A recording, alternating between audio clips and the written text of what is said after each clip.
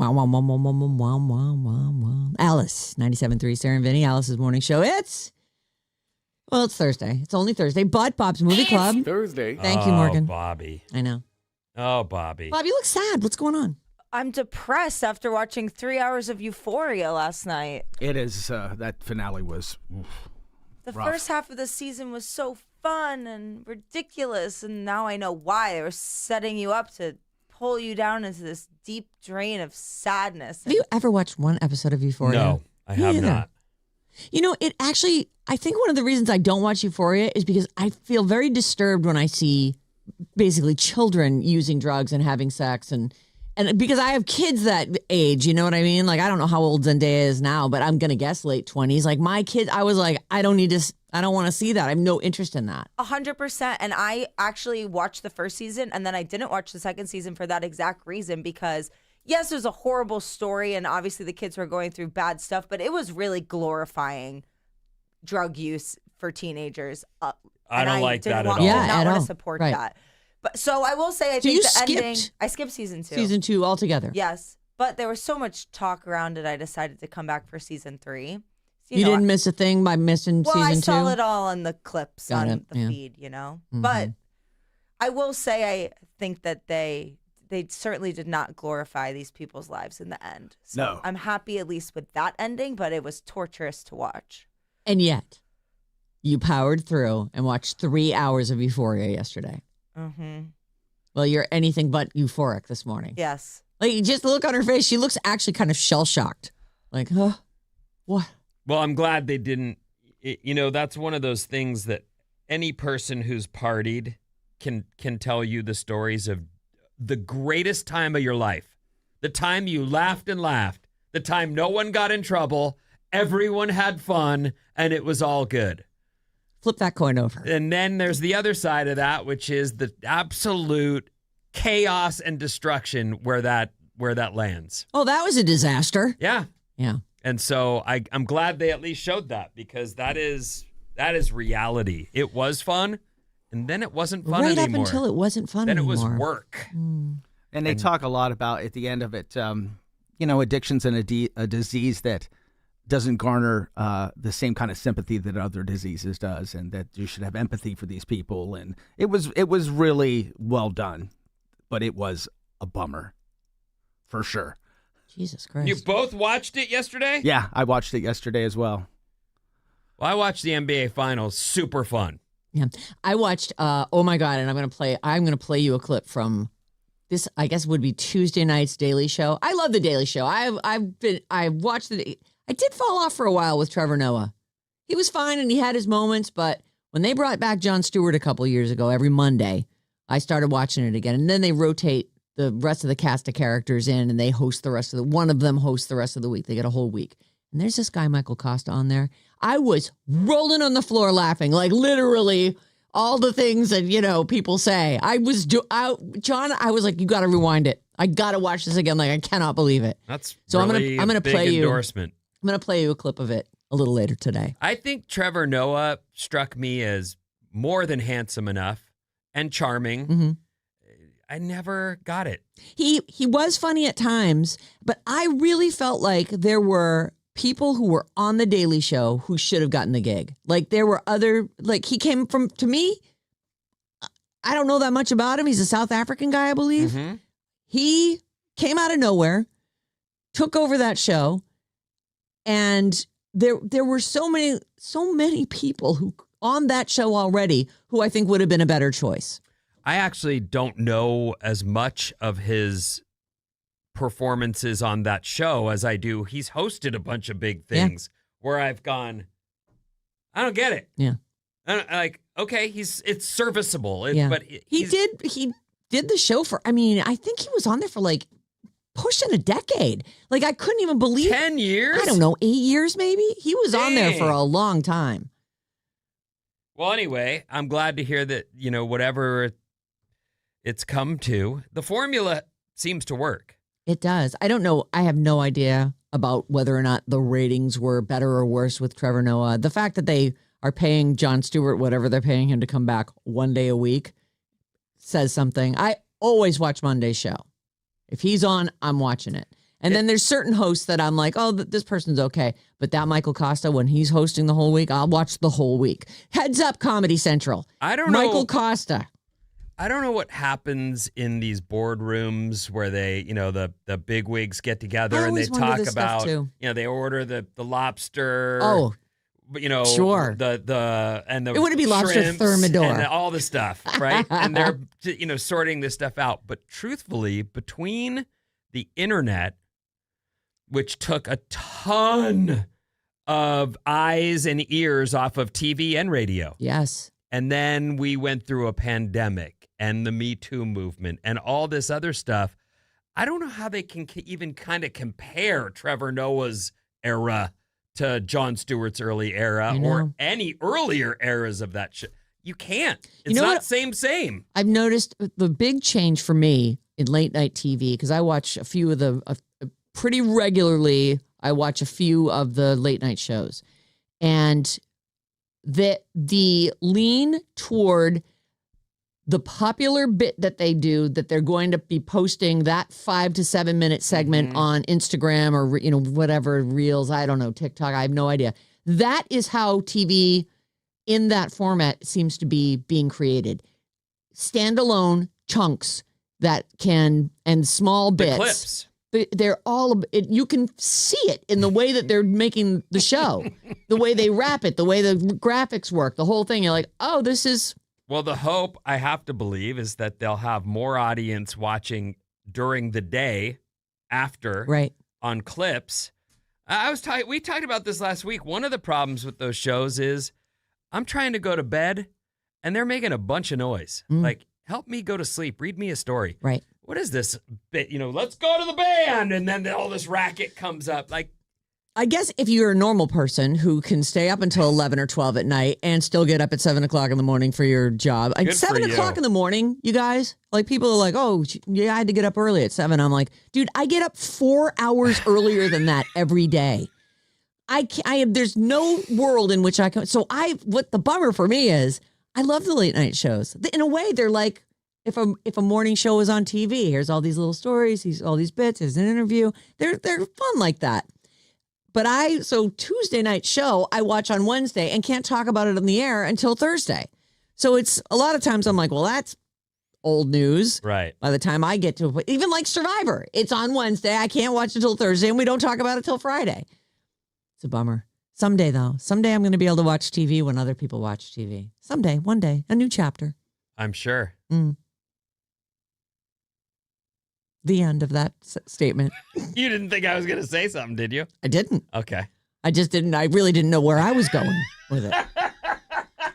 Just living in my own internal thoughts about how great it would be to stay up past 9 o'clock and not be like, oh my God, I'm never going to get up tomorrow morning. And speaking of, staying, like yesterday it cleared up. Yes. The sun came out. Lovely it day. Got so warm. Beautiful day. I got a bunch done, and then I waited for the basketball to start. I sat there and watched the game and ate dinner with my kids and went to bed way too late. We are lucky, though, because on the West Coast, the games start at a time when you and I can watch them. It was 5:30 start. Yeah. It was good. Well, more like 6 because they had this big intro. All the pomp and circumstance. Was this the first game? It was the first game. New York won. Congratulations, Knicks. The New York celebrity turnout was high, even though it was in San Antonio. There's Timothée Chalamet. And he's shaved his mustache off and his hair's trimmed shorter. Oh, nice. So he must be in a new role somewhere because he's been farming that upper lip eyebrow for quite a while. Mm-hmm. Well, that's, the young people of today. Look around. Benson Boone. What's your buddy that just got married? He was like the first guy to bring back the mustache, right? He wasn't the one who got married, but yeah, Dollarita Steve. What? He really rocks the mustache. What is his name? Dollarita Steve. What does he do and why would I know him? He went viral a few years ago for getting interviewed after an earthquake when he was coming out of an Applebee's. He was having Dollaritas. Remember how Applebee's used to do the $1? No, I don't. But go on. Okay, fine. Applebee's did $1 margaritas. That's a good deal. And now he's known as Dollarita Steve. Dollarita Steve. That is so funny. And so that's how this guy is famous. And you're saying he is the person who is responsible for the bad facial hair that all the boys are sporting now. I did not say that, but he's been rocking the mustache for a while before everyone and their brother was rocking it. Yeah. My bestie Dollarita Steve was rocking it. I gotta say, the facial hair thing, like, I would hate to have to shave my face every day. I mean, it just seems ridiculous to be dragging a razor over your face day after day after day. That's the guy. There he is. Boy, his eyebrows and his mustache are a match set. Maddie has searched him up and found Dollarita Steve. I'm surprised you guys didn't hear about this. No. He was on a local news station afterwards. He's adorable, actually, in his guy. own weird, Nice. hipster doofus way. Square jaw. He's got crazy eyes. Hazel eyes. Big eyebrows. His eyebrows are bigger than his mustache, and his mustache is impressive. Those are. Is this so he didn't marry? Is that what you said? No. So he's a single guy rolling out there He in the sure world. is. Let me good take for you to him. Applebee's real quick. We'll go grab a couple Dollaritas. That's what I'm known for. Let's go. How old is Dollarita Steve? 31. Oh, he's living his best life. He's He sure famous. He has a mustache. And so he And he's parlayed single. an interview after being in an earthquake as he's coming out of a Applebee's into some kind of an online sensation. I wouldn't say online sensation. You know, he had his 15 minutes of fame. The Bay Area gay community really rallied behind him because they thought he was insanely hot. But he's not. Is he not? He's not No, gay. he's straight. He's straight. Oh, he is? But he's a big Oh. advocate. And so yeah, he did like a local appearance. I don't know what news station it was. And then he even got a local Applebee's deal. He did a little ad with them. Oh. Dollarita Steve. Uh-huh. Dollarita I'm so Steve is sad getting everything for him free that now. he's there. not gay, because if the gay community accepts you in such a Right. profound way, he could have been. Well, gay people don't go to Applebee's. Come on. Well, Well- he doesn't really go to Applebee's either. He was there as a bit. It was a bit. He's a man of bits. Oh, Oh, that And was I a bit? tried to talk him into His name is Dollarita, and he doesn't go to Applebee's all the name time? came after the viral moment, Sarah. I don't understand this world. I don't either. I don't So understand he how was- people get famous He was anymore. doing a bunch of social media, and this was the thing that hit. No. He's normal guy, but he's like a cartoon character that escaped from the TV. So it was only a matter of time before he went viral for something. And I tried. I was like, this is when I was still in my marketing job. And I was like, Steve, we got to capitalize on this. You got to start making TikToks. You got to start doing stand-up comedy. Wait, this- you were know born this for guy. This is one of my besties. Yeah, he was in a photo with her. Okay. Now I understand. She This was is showing why- me one okay. of her He's in my one of her TikTok. parties. From And- when I was at the wedding. Right. Well, I didn't even see it on TikTok. She showed it to me. I forget why. And you were in a dress, I think, in the picture. And I'm like, who is this? Can I see the original thing that everyone is going crazy over? Can you play me that? Is there any this- cussing? It's on TV, It's on right? TV, yeah. let's hear Can, it. can you play that? Let's hear please, what Maddie? launched Dollarita Steve. Yeah. Why is Dollarita Steve one of, turns out, Bob's best friends? And by the way, Dollarita, you're welcome. We've said your name 10,000 times Yeah. in less than 5 minutes. Oh, but that's what I'm saying. He hasn't pursued it.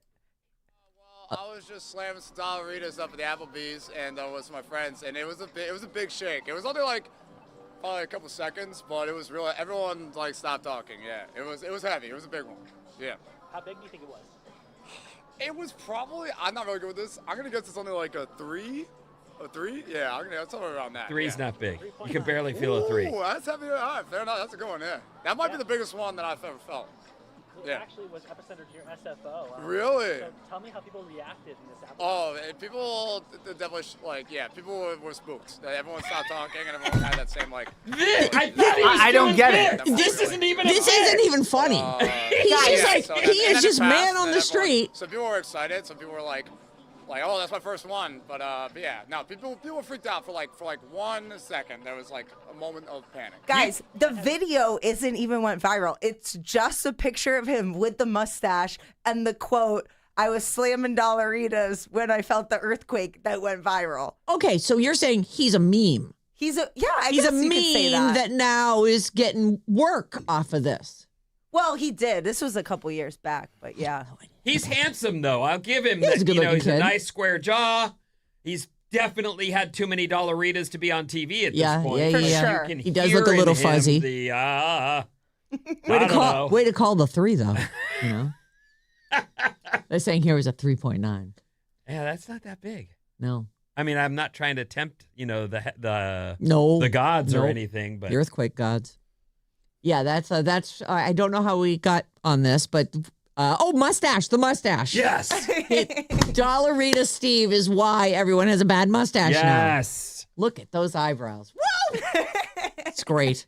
Bring him to my party in July. The combined hair content of the eyebrows is by far more than the mustache. Yeah, he could take the eyebrows off and make a full beard. Yeah. Yeah, that's good. Can we please let's post the meme of him on the Alice 973 Instagram or If you insist. I do insist that your friend be featured on our feed. This guy brought us the mustache trend. I thought this guy was like some star that she followed. No. Well, I mean, Yeah. he's a star. Look at him. Okay. KLLC, HD1, San Francisco. Sarah Vinnie, Alice's Morning Show. We're going to play one quick song, then we're going to come back with Bob's Movie Club. Okay, great.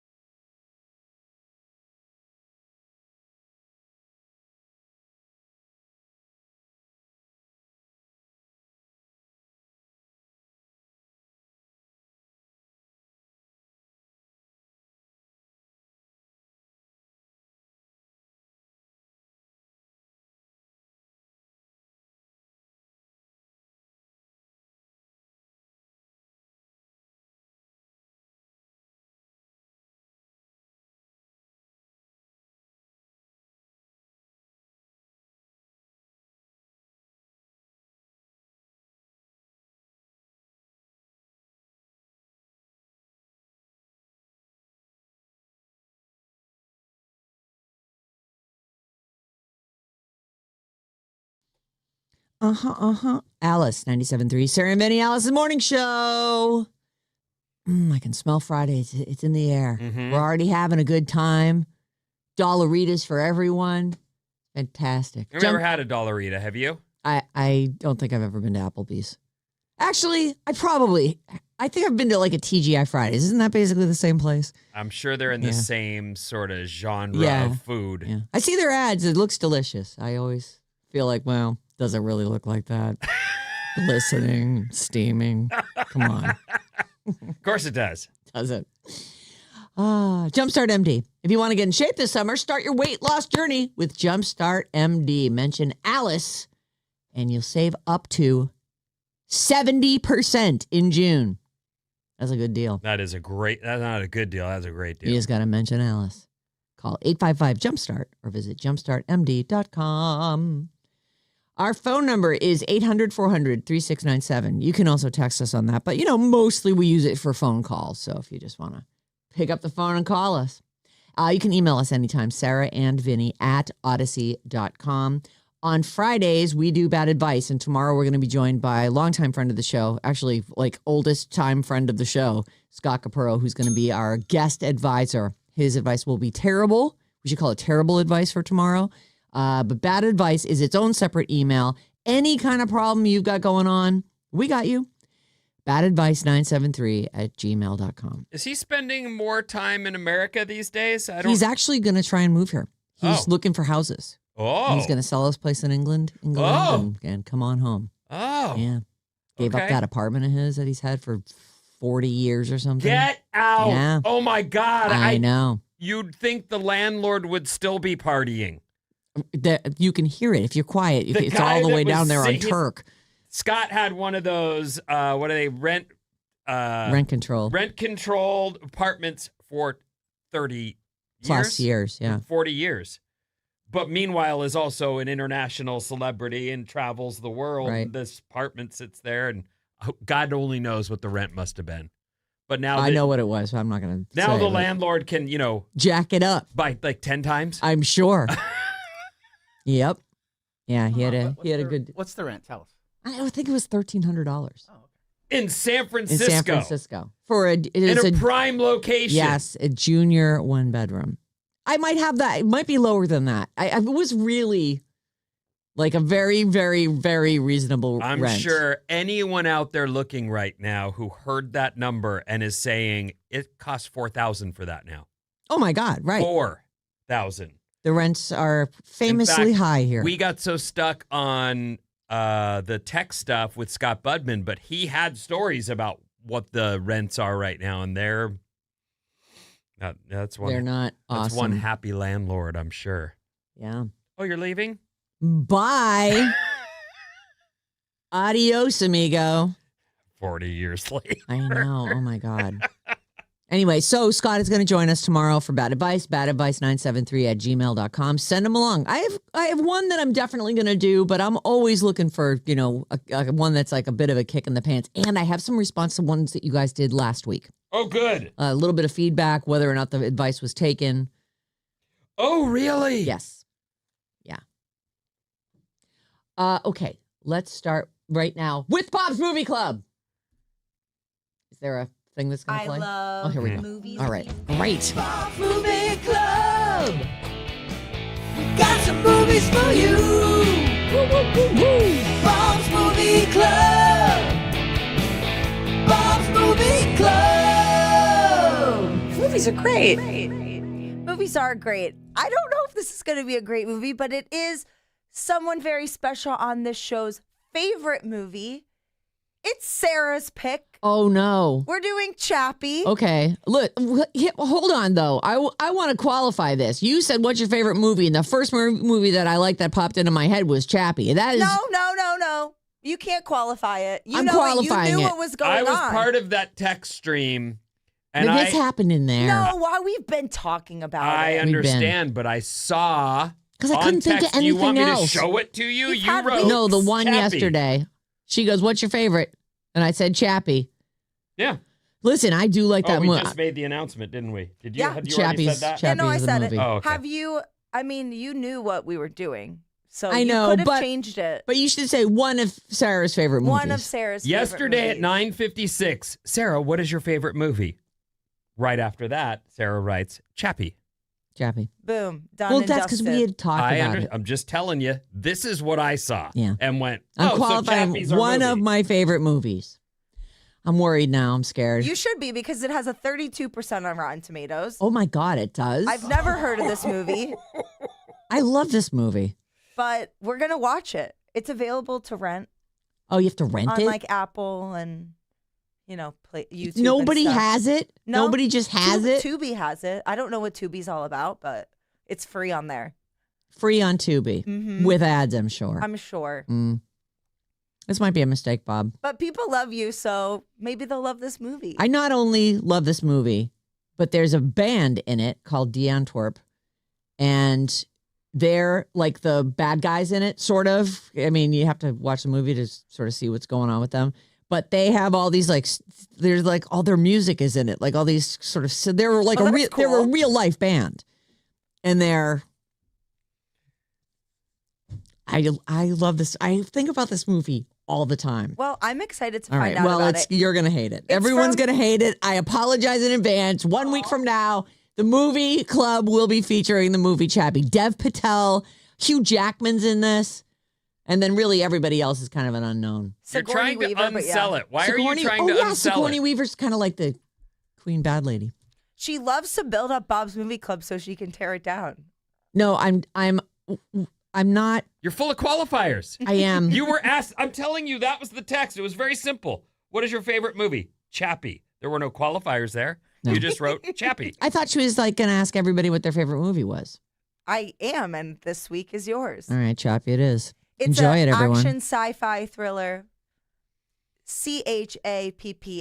Oh yeah. I saw that and went, not The Godfather. Oh no, not not Shawshank. The, no. The Shawshank's great, but I think everybody already. Not we don't need to Scarface. review Shawshank or any of those. Those are all everybody's seen those movies. All right. Sarah's favorite movie. We're doing our favorite movies, All right, guys. Sarah does like this movie. Love this movie. I love doubt it. you'll like it this time. Yes, I just I've have a seen feeling. it. Like, you know what? You're right, because I'm going to watch it through the lens of Bob's Movie Club, where I hate everything. Chappie. I like it. I've watched it a million times. All right, we're just about out. Let's eat some headlines. We're gonna eat the headlines. I know. Well, we got to talking about Dollarita Steve. Oh yeah. Well, he was it was a nice appearance, Dollarita. Good Yeah. job. Whole story is right here in the lead. But if you're still hungry, you can have more. Thank you. Hannah Waddingham breaks silence on rumored rift between her and Ted Lasso co-star Jason Sudeikis. She plays the owner of the team. What? Yeah, there's no rift. She says, that's ridiculous. Clickbait bullshit. He did spit water in her face a bunch of times. Now that's, it's got to get annoying after so many Or was takes. it tea? What is he I spitting think in her? it's tea. Hates It's tea. tea, okay. Yeah. Is it tea? I don't can't, know, whatever I can't it is, remember. it's I think not. one of the times it was sparkling water and he didn't dig that or Yeah. something. And then it was another wrong time with it this was water? tea. Tea stains. Anyway, there's that one. She says no, there's no rift. Here's your next headline. Paranormal Activity, which we were just talking about this movie, the movie Paranormal Activity, is bringing the horror franchise's jump scares to Broadway. They were going to make a Broadway show about it. Oh. Performances begin August 14th. Opening night is a month later, Vinny. But you can go to the practice shows. I don't think you're funny. I am funny, though. Here's the next one. Jersey Shores, The Situation. What? Contemplates run for New Jersey governor. No property taxes, mandatory GTL. I don't doubt that he went, if that tool Spencer Pratt can somehow even be in the mix, Yeah. I'm a lock. Right? You know what? I'm just going to throw this headline into. Okay. ASAP Rocky says he'd beat Zora and Mamdani in a rap battle and at the polls. I'm about to be mayors. I don't know. He'd beat him at the polls and okay. All celebrities should run for office everywhere. Name for me. You're in radio, right? Yes. Me too. Name for me an ASAP Rocky song. Oh, I can't. No, I can't either. Yeah. Bob, you're young.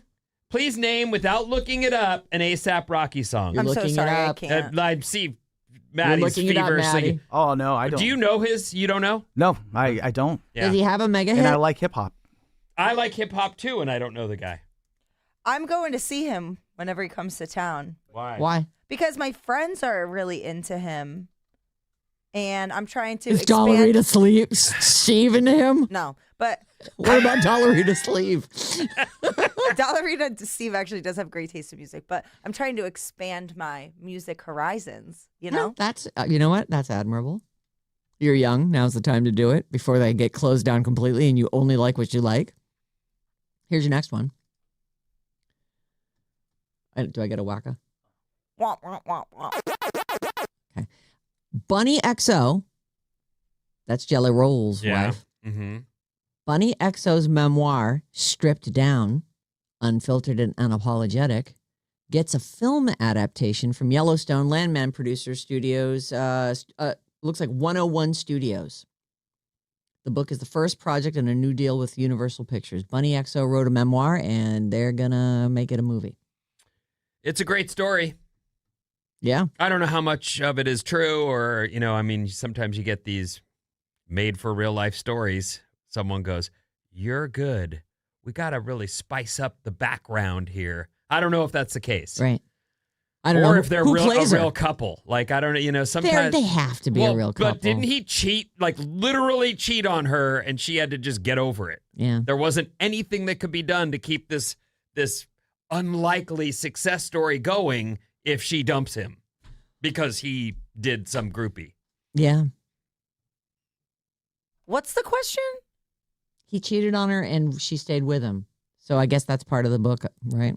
I don't know. I don't know if Unapologetic and I don't know if unfiltered. that happened after the book was printed or not. I think the book's fairly recent. I don't know. When did that come out? She's cute. You know what? I actually think she's cute. Like she's the things I see her say and the way she seems around Jello Roll. It's a good story. Mm-hmm. And his success is great. Like you see it and you go, I'm rooting for that guy. Well, they've optioned the rights and they're Good. going to make a film out of it. And your final headline this morning. Game of Thrones receiving 15th anniversary 4K Ultra HD Steelbook release. The limited edition set will be out on November 3rd if you've got a Game of Thrones fan in your life.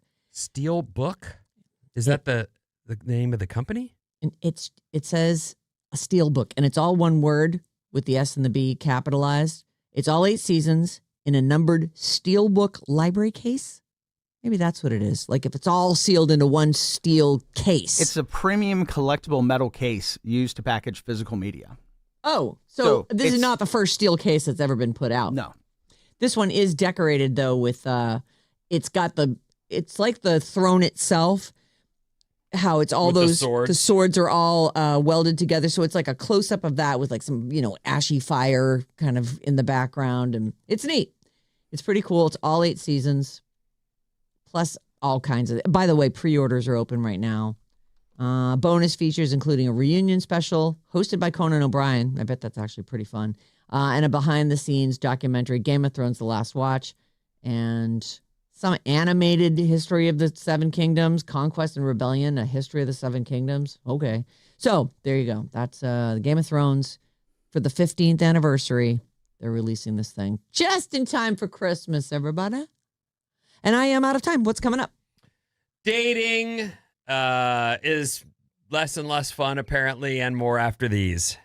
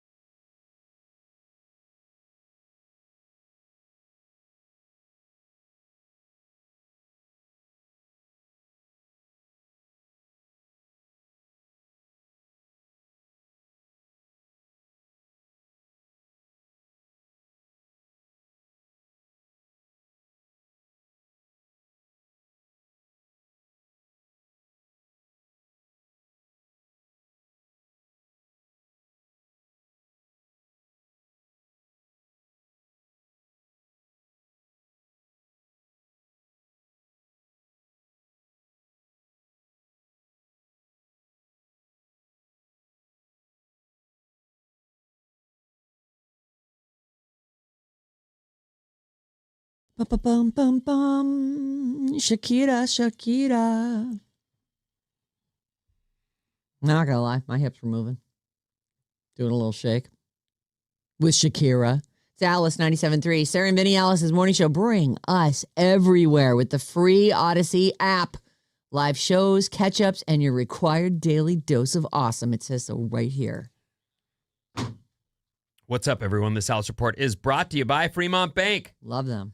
Jump into summer fun at Aqua Adventure Water Park in Fremont, now open for the season.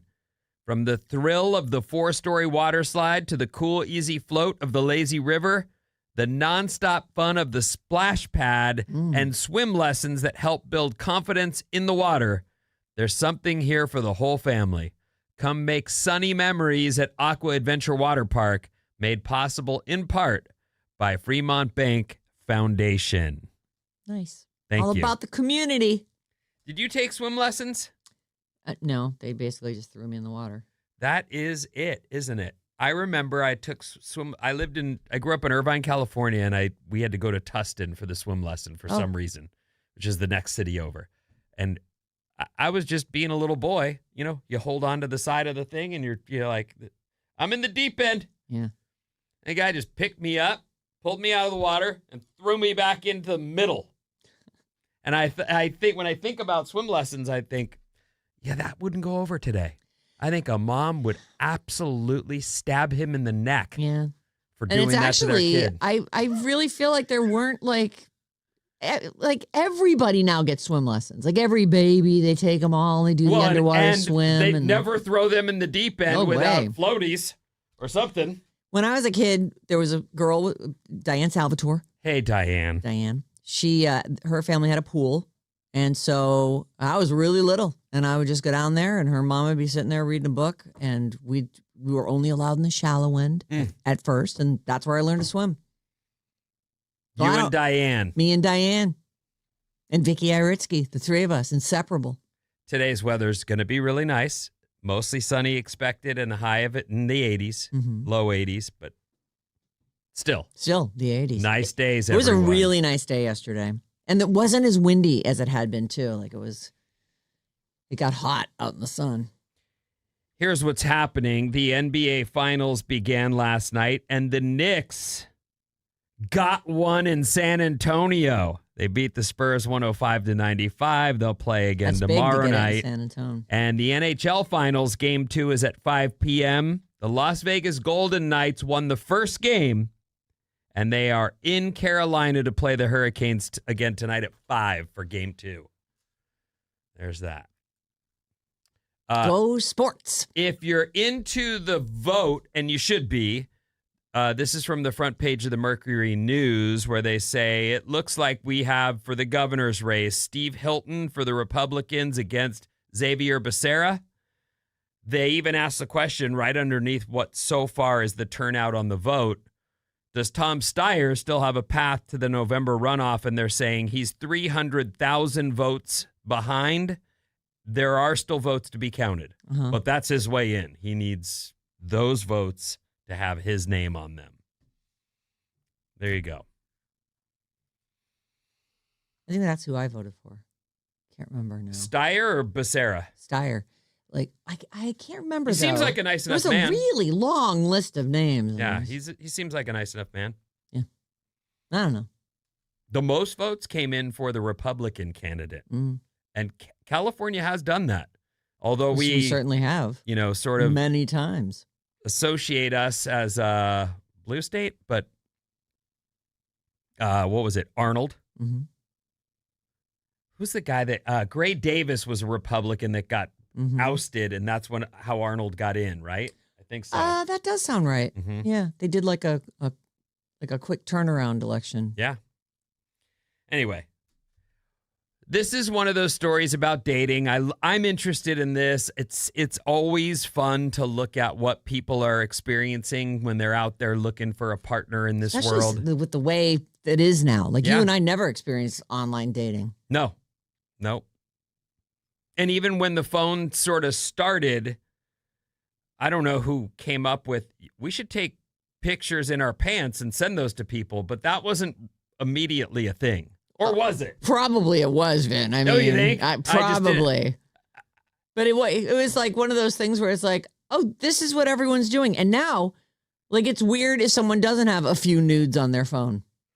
I see myself, or I have an idea because I think of sex so much that I'm a pervert, and then I realize, like, I don't have enough going on to be classified as that at all. Right. Like, it's 1 o'clock. Someone out there probably did start the photo thing the minute they got their phone and went, oh, well, the first thing I'm going to do is take a picture of my prized possession. Right. And I'm going to share it with everyone who doesn't want it. Right. And that trend has continued. Yeah. Well, okay, so this is a strange statement. 1 in 6 singles, 1 in 6, haven't dated someone they met offline in 2 years. Oh, like someone that they met in real life. In real life is the point, yes. 1 in 6 singles I guess it's not that surprising. haven't been on a date with someone they first met in real life in the past 2 years. No, it's not that surprising. And they go on to say... Actually, maybe it's a little low. It seems like everybody's meeting everybody online. Agreed. That's why that stat there, like I had to read it 4 times and went, that's a weird way to word that, but okay. 83% of the singles in the world hope to meet someone organically this summer. So here we are. People do want to meet people in real life. Our toes are on the line of sight. Summer doesn't even begin until 3 weeks from now or whatever it is. But there you are looking ahead going, wouldn't it be great to look over, eyes lock, say hi, and start the next big thing in your life? A whole new chapter opens right then. Yeah. And it would, except all of these people are scared to death. They don't go anywhere. No one's going on anywhere. The fear of rejection is keeping people from actually following through with their hopes and dreams, which is to meet someone in real life, to have that story where you go, there I was, our eyes locked from across the room, and we couldn't not be magnetically pulled across and talk to each other. We fought it. We tried, but we could not fight the absolute connection that was there. That's so nice. That is, I'm all, that's a nice, that's, I feel warm and fuzzy when I hear that. Because stuff. it'd be great, except that most of the singles I'm talking about would go, I just wet my pants. I got to go home. Yeah. It's not going to go. I don't know. I can't talk to that person. Even though we did lock eyes and I did feel something, it's not worth it. It's and just, she I can't even do said, it. come over here. Hey! Hey, you. Did you guys hear the story of how Dua Lipa and Callum Turner met? No. They were sitting next to each other. They were both reading a book. They realized they were reading the same book. And she says, I just finished the first chapter. And he said, I just finished the first chapter too. And she says, so we're on the same page. Okay, that's BS. What do you That's mean? made up. Yeah, where's the drum hit? That's too perfect. Thank you. Perfect you know stuff what? happens all the time. They had that. That's a meet cute that just doesn't happen. Then where are they sitting? What do they both happen to be in the same park feeding the pigeons? That is such a BS story. What's the book? I don't know. Oh, come on! The book is the main thing. What? That is a made up. It's beautiful. It's a lovely little not real story. Like they're both insanely famous people. They don't randomly find themselves reading a book Maybe sitting they were next at to each other. a really fancy resort or something where famous people are walking around. Crazy, amazing coincidences happen all the time. Yeah, but she's already had enough crazy, amazing coincidences in her life. She's a superstar. She doesn't need to also have the cutest meet cute of all time. That's BS. Well, that's, you know what, though? Did I just burst your bubble? In the world of social media, everything is carefully orchestrated. Yes. We know that, so... That is a better story than, I thought he was cute in this thing I saw him in, and I had my agent call his agent to see if he was interested. Or they were like doing lines at a Hollywood Yeah. party. That's actually, I love that story. That's And fun. Their They look- dollar bills met. Oh. Is it the drugs or are you the hottest thing I've ever seen? Besides the lack of confidence that's holding them back from meeting someone new in person Oh, and they're on the the same page. absolute fear of rejection, yes. They're also discouraged by overthinking how they'll come across. Yeah. We spend a lot of time thinking about how other people see us when really everyone's in their own head worried about themselves. Like, people are not thinking about you. Go over and say hello with a smile on your face. You're cute. You're fine. You're perfect. You are you. You're the only you can be. You're going to be fine. It's not that easy. It is that easy. Because you don't know anything. Like, you see somebody. You have a 50% chance. What's not easy You about don't know that? if they have a boyfriend. You don't know if they're. Well, you can look for a ring. Well, then I guess. don't be like, you're the hottest thing I've ever seen. Go over and just but go, it's hi. just weird to walk over and go, "Hey, are you single?" I mean, that just no, feels you creepy go, to me. Hi, I'm with Maddie. you. It is harder, but I will tell you, you must leave your house for the in real life meet. Yes, that is so true. there's the start. Mm-hmm. Leave your house. Leave the confines Be of your open. home. Yeah, I Look don't wanna do around. Don't stare in your phone. You cannot meet someone out in real life if you're staring at your screen. Right. So put your phone away That's really hard for some and people. be out there amongst it. Like, get into it. Right. And I think that you have to say yes to stuff. You have to go to the party. I get it. I have party anxiety. I think How? everybody does. Are you going to be doing lines with your future husband in your house by yourself? That's right. What, You over can't. Zoom? Yeah. You got to go to the party. You got to go to the event. You got to get yourself out there. Stop off and, at a bar and have a drink. Like, wherever there are people. Maybe that last one is not that great of an idea. Bob, I know you're about to get married, and we know that you and Susan have been together a long time and met in college. But was there any, meet cute moment, or did you just walk up and say, I'm Bob, and I get what I want, and you're it? No, he was wearing the most ridiculous outfit the first time I saw him. Oh, what was he wearing? Well, he was in a frat. He was wearing these salmon shorts and a pastel green button up, and he looked horrible. And I said, this outfit's ridiculous. And I thought he was gay. And then also, Well, I would have thought that too with that outfit on. I wouldn't have thought that. He's got no style. That's not a gay guy. well, I don't have very good gaydar.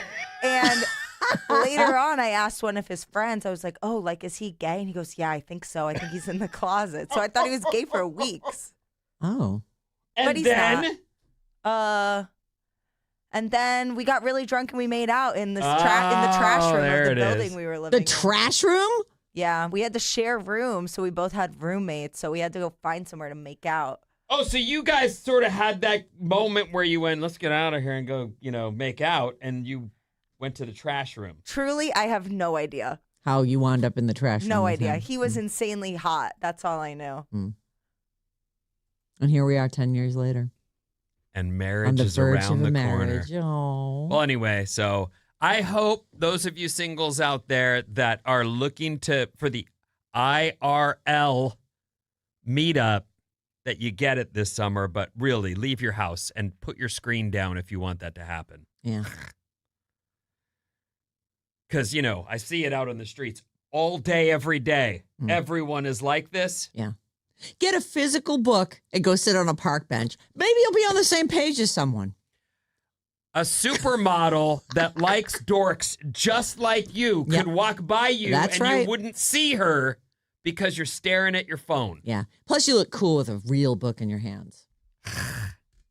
So, I feel bad when I'm reading my book on my phone because I'm looking at my phone. Right. Like, if I'm out in the world, I want to go, I'm reading a book. I'm reading an actual book. I'm turning pages on an actual book. It's on my Kindle app. I thought no one was paying attention to you and no one cared what you were doing. I worry about it just like everybody else does. I want people to think the best of me, even though I am a bad person. I've always found that, in my dating years, the key to connecting with someone was to look around and try and make eye contact with the people you thought were cute. Yeah. And then they make eye contact back with you, and then you look away. Yeah. And then you look back later, and then eventually And they there's come a over and flirty talk to side you. eye that you can give. Once you see somebody and you look away, but you flutter your eyelashes a little, then you look up, and give them a little. I feel like you could come off as a creep by doing that. Like, Well, No, that's you the can't key. do that. You have to don't do just- that. Just a little bit. Boys don't do. Boys Don't need sit there like this. Yeah, that's gross. Like how That you sit on the show all Yes. day. Don't do that. she's so mean. How do you not kill her? I'm over her. I know the two of you are like my favorite part of the show. Oh my God, back to you, Vinny.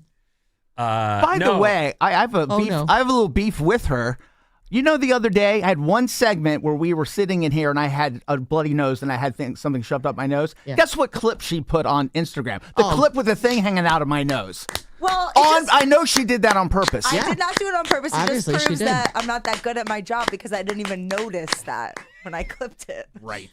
Can you direct people to where is that? Is that clip The still? Sarah, or no, the Alice973 Instagram And or it's- Facebook. It's from Tuesday or It's a Monday? couple days old. I don't know. It's whenever you're talking about Survivor. Oh, okay. You were here though, I because was, you were the yeah. one that Mhm. noticed it. Yeah, And then I was also, like, oh, should I say something to him? I don't want to say it on the air. yeah, you said it to me, and then I looked and went, "That's a booger." Yeah, huge booger hanging out of his nose. What? But it is, and it was apparently he shoved some toweling up there. A wet wipe up there.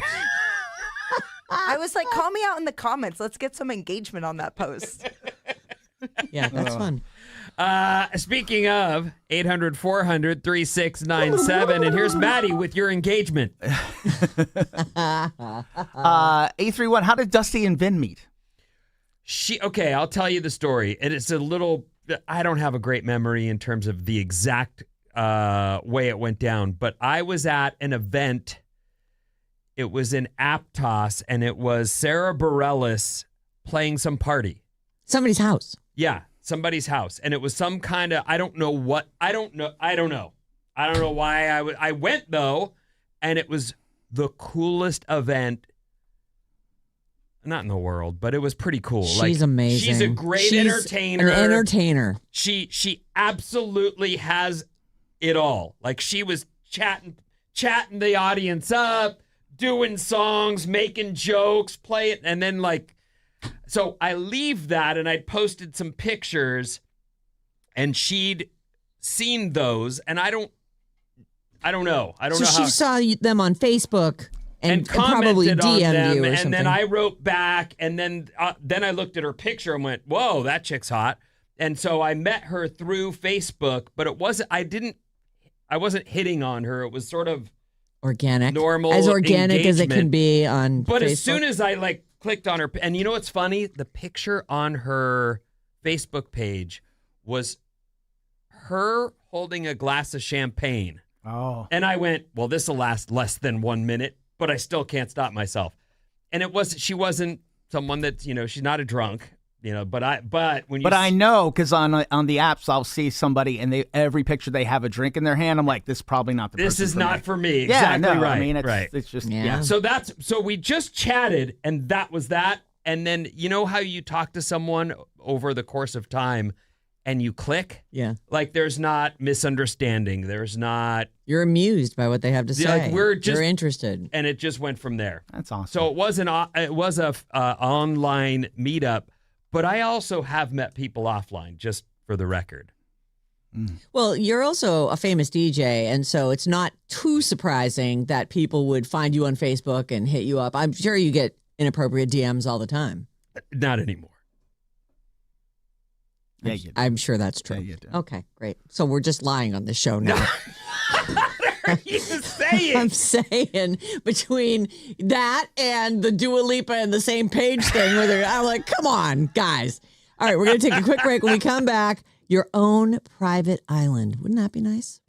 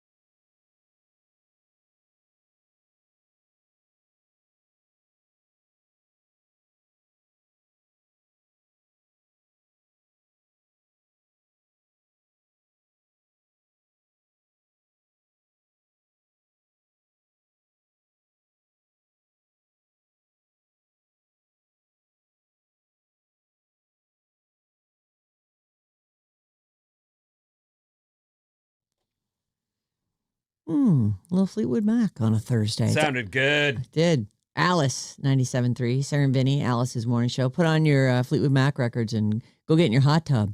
This part of the show is brought to you by Creative Energy. That was beyond smooth. Thank you so well so done. much. You really are pro. I am the Segway queen. Yeah, you are.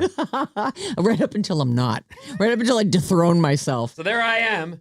I've put on my rumors record, and I'm climbing into a hot soak. Oh, I'm shivering. Tell me everything. Well, it's a good way to take care of yourself. You know? Reward yourself. It's like a spa in your backyard. Creative Energy. Take better care of yourself with Creative Energy's June Wellness event. You can save on hot tubs, saunas, cold plunges, endless pools. They've got it all. Visit a Bay Area showroom or creativeenergy.com today. I love my hot tub. Can you tell? Did you go in it alone yesterday? I didn't. I didn't go in it alone yesterday. It was wicked hot yesterday, too. It's hard to rally for that when I'm, I don't like to get into it, too, when I've been sweating because I don't want to go in and take a shower first and then get in. I just don't want to get in it when I'm all yucky. Like dirt under my fingernails and stuff You're like that. never yucky. Come on. I get pretty grody. I was thinking about getting a to the max bra. I was thinking about getting a pair of overalls. Don't. I think that would be good for me in the garden. Like they could be, I could just never wash them, just pull on over my shorts, and just be able to kneel. All right. And, Well, I mean, I don't know. You're not going to wash places them and for all my wear all them my in tools. here. Well, that's part of the no, issue. I would but- never wear okay. them. I would never wear them in public. All right. But out in my backyard with my stupid giant sun hat on, and my sweaty hair. God, I'm grody. What a visual. I know. Well, gardening, if you're into that, I am. I am completely the opposite. No yard work for you. Huh? I'm not interested. Yeah. My dad woke up every weekend and went out into the yard to do all the stuff, trim the hedges, like all the things. Yeah, me and you would never get along because every day I got to take John on a You garden and I get tour. along great. What are you talking about? Not if we lived in the same house, we Well, wouldn't. that's never going to happen. Right. But if you could, play it out. Yeah, I'm not into it. But my dad was, and Yeah. I think that's, an old time. So Vince Senior, I would have been compatible with. You're saying. Maybe. Yeah. Call or text us any old time, 800-400-3697. And you can email us at sarahandvinny at odyssey.com. Odyssey's a made-up word. It's spelled Audacy. Don't let it autocorrect on you. Odyssey.com. Okay. I'm going to preface this whole thing with, wouldn't that be nice? Yes, I'm just jealous. In large part, that is. But have you heard about Ivanka Trump and Jared Kushner, her husband? They are buying an island. No. Or they have bought an island, maybe. So I also had not heard this. It's funny how I look at the internet most days, all the time, finding stories for this show, but there are things I see that I unsee and keep moving. Mm-hmm. I have no idea about the Trump island purchase. Yeah, I didn't either. I didn't know. So I watch The Daily Show most days if I have can squeeze it in. And on Mondays, it's Jon Stewart. I would always make sure and watch that. And when it's Michael Costa, I always watch the show. You like him too. They rotate the cast members and they each get like John does Monday, some other cast member does the whole rest of the week. And so I may or may not watch it, but if it's Michael Costa, I will watch it. I think he's great. I think he should be the permanent replacement. So he did this bit on Tuesday night's show, which I watched on Wednesday and we're talking about on Thursday, about Ivanka Trump buying this island. And I want to preface this also by saying he sets it up and we're going to play you the whole clip or the first chunk of it. Whatever, you got to imagine that you're Ivanka Trump being interviewed. Who is interviewing her? Who is this interview for? Is it for all the other out of touch people on earth? Is this only for billionaires? It's really, there's a lot of questions just regarding this interview that he's taking clips from. So, and she's all done up and perfect and just, Go ahead and roll it. Every day there's more depressing news about the economy. Gas is $5 a gallon. Raspberries are $8 a pint, which sucks because my backup plan was to fill up my car with smoothie. Now, despite all this, it's inspiring to know that even in these tough times, there are everyday Americans out there who are still able to make it work. Ivanka Trump and Jared Kushner have purchased their own island off the coast of Albania. It's an unbelievable, beautiful 1,400-hectare private island in the middle of the Mediterranean. Let's give it up for this couple. I mean... Oh, keep it going. Oh, Yeah. I'm sorry. Do you guys not have hectare money? And for those of you who are thinking, hey, before buying a private island, shouldn't billionaires maybe read the room? What you don't understand is the island doesn't have rooms yet. They can't lay the foundation for those rooms until they burn down all those stupid trees, okay? And for the record, Jared and Ivanka aren't scheming real estate moguls going around the world snatching up private islands. This was more of an impulse buy. We were on a friend's boat, and we stopped for a swim. Effectively, that's how we found it. We swam to the island. We went on a hike, barefoot all the way up to the top, and we were just captivated. Oh, yeah. So listen, this thing goes on, but in the end, you find out that that is a BS story because they show this island. It doesn't have any homes or anything. They're going to make it some kind of an eco. Like, this is the way people want to live now. So we're going to build this just eco-fabulous resort that everyone can spend their gajillions of dollars on. So this thing, I guess there was like a military installation on there. Do you have that, Chunk? Because the thing is covered in landmines. And I'm sure they hiked barefoot up from the beach to the top of this thing. I don't even know how big a hectare is. Is it like 10 acres? It's a pretty big island. I've never heard that word. Well, I've seen it when I look at real estate over in Europe, Vinny. Oh, okay. Here's that. But of course, I'm kidding. I love Ivanka, and I fully support all of her endeavors. This place sounds like paradise on earth. The planned 1,400-acre resort will also sit where abandoned bunkers and decaying buildings now stand. But Kushner and Ivanka still face major hurdles, including unexploded landmines and weapons that remain on the island. Oops. She stepped on a landmine. If you like pina coladas and unexploded landmines, I mean, there's got to be an easier way to divorce somebody. Ivanka was on that island like, Jared, smile. Hey, a little to the left, more to the left. Hey, hop up and down, Jared. It seems like it. Okay, so we have the whole clip and we're putting it up at the Sarah and Vinnie. We're putting it at the Radio Alice Facebook page. Is that it? Okay, great. It's just good fun. And you just have to see how, she's so fast. She goes on to talk about the way she likes to live her life and how more and more people are trying to live their life. Like, yeah, we're all trying to be billionaires, lady. Sound more out of touch. Anyway, there's that. Netflix, they have a new Michael Jackson trial documentary that drops 10 bombshell claims from a juror who says that Michael thanked her after the verdict. This, I think, is the 2003 trial. To an ex-associate making disturbing new allegations about materials found during the investigation. There's this guy who claims that they sit him down for an interview, and he makes claims about another guy who did not participate in the documentary. So this guy doesn't come on and defend himself or say anything about it. They're actually calling this the Michael biopic was basically a celebration of Michael Jackson. Netflix is like the counterpoint to this with this documentary. Okay. So it's called Michael Jackson, The Verdict, and it focuses on it's the 2005 child molestation case. It includes an interview with a guy by the name of Vincent Amen, A-M-E-N, like just Amen. Vincent Amen, who worked for Michael in 02 and 03. And he says he disposed of child porn materials for Michael. Amen says that Michael's assistant, a guy by the name of Frank Tyson, he's the one who didn't participate in this documentary. He says that Michael's assistant, Frank, once handed him a Nike bag and said, get rid of this thing. Eamon said, that seems suspicious. I'm opening this thing up. So he looked inside the bag and found a nudist magazine called Naturally,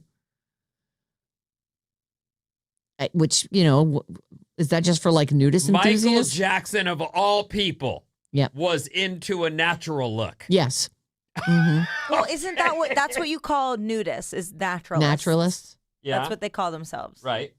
No, he's Well, far here's from any... here's why he's into it. Oh. In the back of the magazine, there's ads for other things. So Eamon, who was supposed to just go throw this Nike bag out, which listen, I don't want to say I don't believe what anybody says anymore, but there's no way that if this guy knows that there's a bunch of nudie magazines and stuff, like, you don't just hand, if you're this close confidant and you're his personal assistant, I don't think you hand this. Anybody can throw anything out anywhere. You don't have to hand it to some guy that you know is going to go through it. So this guy says he went through it. He picks up this magazine called Naturally. He's flipping through it, and he comes upon a video ordering section where several titles were circled in a Sharpie. The videos were of naked children, according to this. However, I'm going to say Naturally, the magazine, wouldn't run an ad that said, Right. I'm like, this is easily documentable. Like, you go find that magazine and see if that is something that they advertise. You can't, no one has that in their magazine. It's also a little fishy, the whole, here's a bag of stuff. Here's a bag of stuff. Don't look in it, but go Don't throw it look. away. Why wouldn't you just throw it away yourself? Right. It's such BS.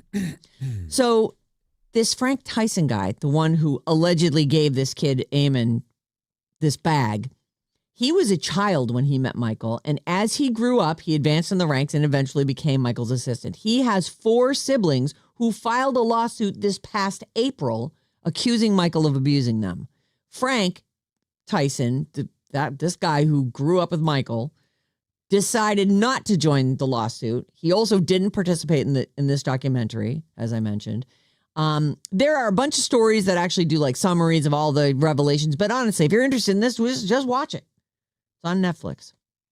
But I mean, for the record, this guy just sounds so like a those of you liar. know out there that I'm looking at Naturist publications, and the opposite would be true of the pictures in their magazine. Right. Most of these people are silver-haired. Yes. Yeah. Just so you know. Look at the ad section. Let's see what they're selling in the video ads. I mean, look, we've all looked at porn magazines, and at the end of them, there's all kinds of stuff. You can get enhancements for stuff and videos you can buy. And if you like this kind of thing, here's a video for you. And they're all of people who are of age, because I think that Naturally, with all its silver-haired naked foxes, would say no. And not only are we not going to run your child porn video ads, we're going to report you. This wasn't the olden days. This was in these are magazines from at least the 90s, if not into the 2000s. I know on the internet, I actually think about when you hear someone gets busted for having child porn on their something computer like or that, something, right? But you wonder, especially if it's a celebrity, you go, how do they must have I just can't even get it in my head how someone's interested in that in the first place. So that's part of the problem. But how are you clicking around in a world where you could be caught and in trouble for something like that? Right. But I don't think I don't think you click on a picture of a naked kid and the FBI, raids your house. Right. Like, I don't know what mistake you've made, but it's got to be bigger than just having clicked on a photo. Right. There was a whole thing with Pete Townsend a few years That's back. who I'm thinking of. But he had downloaded a bunch of images, and he said he was doing his own investigation. Like, he somehow escaped that scot-free. Right. Everyone went, oh, Pete Townsend said he's just doing research for some, I don't know what. It was some book, and he said some stuff had happened to him as a little boy, and he was Meanwhile, he had been in trouble for that. Right. But I guess his story must have held up somehow. Or, yes, the Who money.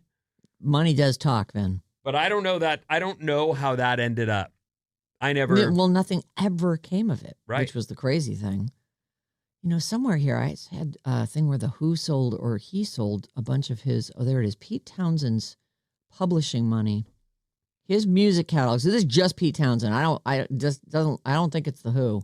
He was the main songwriter for the Who. Mm-hmm. He is partnered with. Oh, it may be some Who stuff too. It acquired. It's looking like a $200 million deal. Well, good for him. I don't know what ever became of, is this guy into kids, or I know. Is it really he's doing some kind of research? Why? And again, nobody called on the rock stars of the world to figure this thing out. How do you get caught if you just clicked on something in an effort to read about? I don't know. Right. I don't know. You have to download they have to find those images saved on your computer somewhere. I'm not saying they couldn't look at your search history and go, this is fishy. Yeah, but they can't storm your house. They can't storm Pete Townshend's house and say, we heard you clicked on a photo that may have a questionable, I wonder if they set up stings like that, though. I don't know. It was part of a crackdown, and not only did he download it, but he used a credit card. So, it wasn't, and there's no accidental clicking with Pete Townsend. Well, he was doing research. That's obviously. what he says. Yeah. Anyway, you know what? Michael Jackson's in Netflix. It's a documentary called Michael Jackson, The Verdict. I think it's 4 parts. Are you watching this? I will watch it, yeah. Okay. Well, you have time now that Euphoria is over. Boy, these two came in shell-shocked this morning. Okay, next story. Here's why Tom Holland won't ever host Saturday Night Live. Tom Holland, adorable, so charming, so spidery. Yes, Vinny, your hands up. He hates Lorne Michaels. No. Hates him. He loves SNL. Oh. He loves SNL. What? So what reason could he possibly have? He hates Tina Fey. No. I don't know anybody who's on there. They've in modern asked him. times. I have no idea. Who to They've guess next. asked Will him. Ferrell. I don't watch it. I don't know. He is he's a big deal, and he seems like he'd be a shoo-in for that show. We should definitely have that guy I on. have a visual of him. Mm-hmm. I think it's from Fallon, but he does, is it lip sync or is it, he dances and is it a lip sync? When he did Umbrella, when he was dressed up and did Umbrella. In this interview. Tights, right? Yeah. Okay. Yeah. I have this visual of him dancing and going crazy on Fallon or whatever it is, and he's charming, he's fun, and it's almost out because I've never seen him be charming or have fun. Only seen him as Spider-Man. Right. I just was shocked, but I also was charmed. I thought, wow, he's fun. Yeah. He says in this interview where he talks about SNL that people talk to him about that performance more than anything else he's ever been in. And oh my God, how I didn't funny. see it in real time. It was a clip. I'm going to guess you played it for me because Maybe. that's all I have no know recollection of it. It's from 2017. I think the show was literally called Lip Sync Battle that they were on. He does do lip sync battles. That makes sense. Okay. Zendaya's here we also go. on it. This is him. Is this where he meets Zendaya? I'm kidding, of course. Oh, right now he's for wearing a forever. suit. That's not in the clip I saw. Yeah, they're that is that For him? audio? Is that him? Yeah. So now he's wearing a lace-up bustier and little hot shorts, and he's got some moves. He's a trained ballerina. Oh my God, he's a trained ballerina. Yeah, he was in Billy Elliot. This is so good. He is owning this. He's an incredible dancer. And Zendaya's in drag as well. She's dressed as a dude. Oh, was that her in the first? Yeah, Yes. in the red outfit. Oh she my went God. before him, I think, and did Singing in the Rain, I think.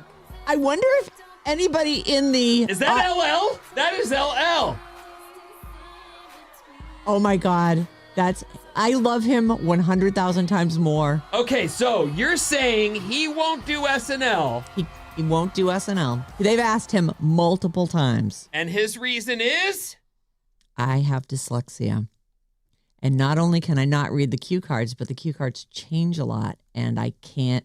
He's like, I could probably, maybe do some memorization on these. But they, as they rewrite the sketches, it's always changing.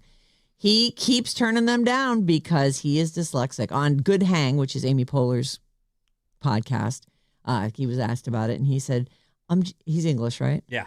I'm just so petrified at the concept of trying to read cue cards. And then they change. When Amy noted that there must have been hosts in the past who've been dyslexic, he said, my problem's not reading, it's out loud. I love the show. I love the idea of having fun and making a fool of myself in such a creative way. Clearly, he's not afraid to. No, I mean, I was wondering where you were headed with this because, again, that crossed my, and I haven't seen it in so long. Make sure you pop that up on our Radio Alice Facebook page so people can I don't know find if it he's easy. wearing a wig right there. Oh, yeah, definitely a wig. Gotta be. Like, he really goes all out. I actually find that I feel like he's unrecognizable in this. Like, did everyone in the audience get the memo that was going to be Tom Holland? Because I wouldn't have picked him out of a lineup. And that's water, right? Yeah. Oh, yeah. The production value is Yeah, It's they incredible. really went all out. Zendaya's like, I love him. He just threw a flip. That was great. That was awesome. We're putting that up for you, the Radio Alice Facebook page. Anyway, so okay, he has trouble reading. So he says that when he reads out loud, he's like, I can read, I can figure it out. And he's obviously got to memorize lines. I mean, he's a movie star. He says when he has to read out loud, it trips him up and causes him to freeze. So he wishes he could do it, but he says it's the cue cards. Amy Poehler, who was doing this interview with him on her Good Hang podcast, said to Tom Holland, I still think you can do it because, quote, there have been people who've hosted fully on drugs. I think you can do it. Well, I actually think for his, like, he doesn't have to do it. No. Oh, God. No. So, you know. He's obviously doesn't want to. He's making great money. He's got a wonderful wife. His life is looking pretty good. Yeah. Why would he take on that challenge if he already feels less than confident about it? Right. He's smart. That's the smart move. Yeah. Like, imagine that you're on live TV and now you're like, what have I done? Why have I done this to myself? Oh, I think the absolute, I don't know what you'd call that. Like the energy surges in you as they're, the show's about to start. I've been in that studio where they do this, and it is electric and it is big. Even though the stage is just this little thing that's very small when you get there in person, that place is electric, and you would be backstage.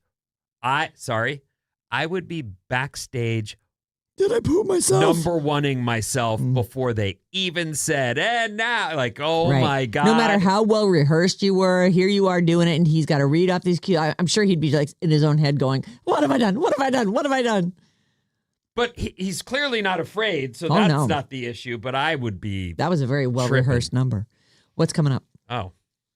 Sorry. All right. Well, you snuck up. You always sneak up on me. I know. Ah. I'm always raining on the parade. How much luck do you have after these?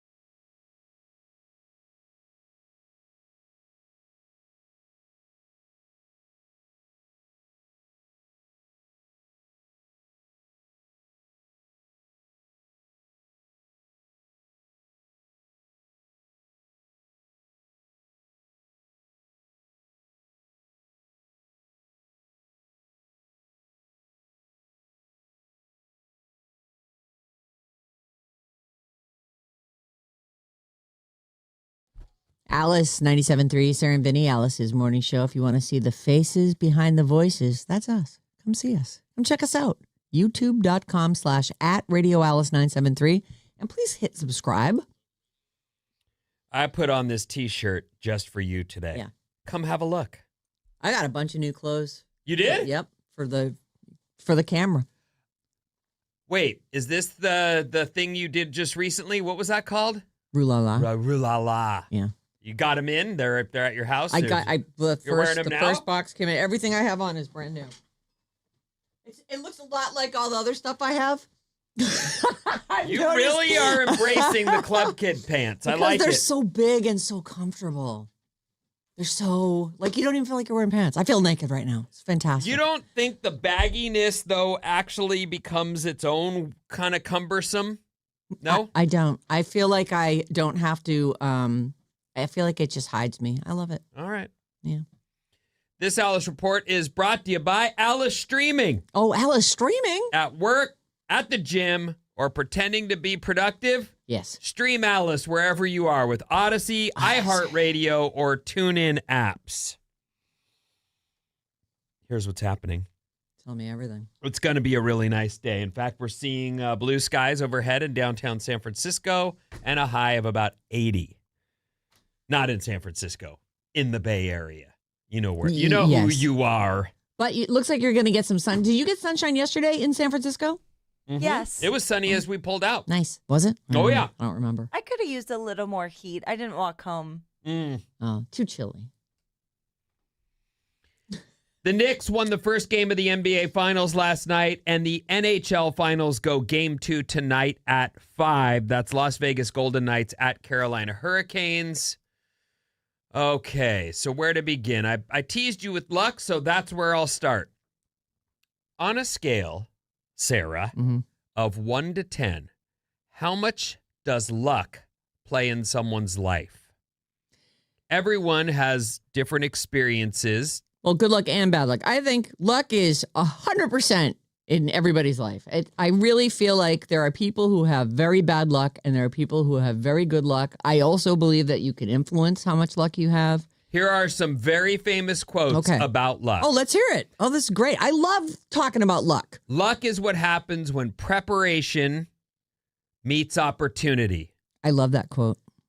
Diligence is the mother of good luck. Yeah, you can call it lucky all you want. I was here and I was ready for it. Luck is a dividend of sweat. The more you sweat, the luckier you get. I love it. Luck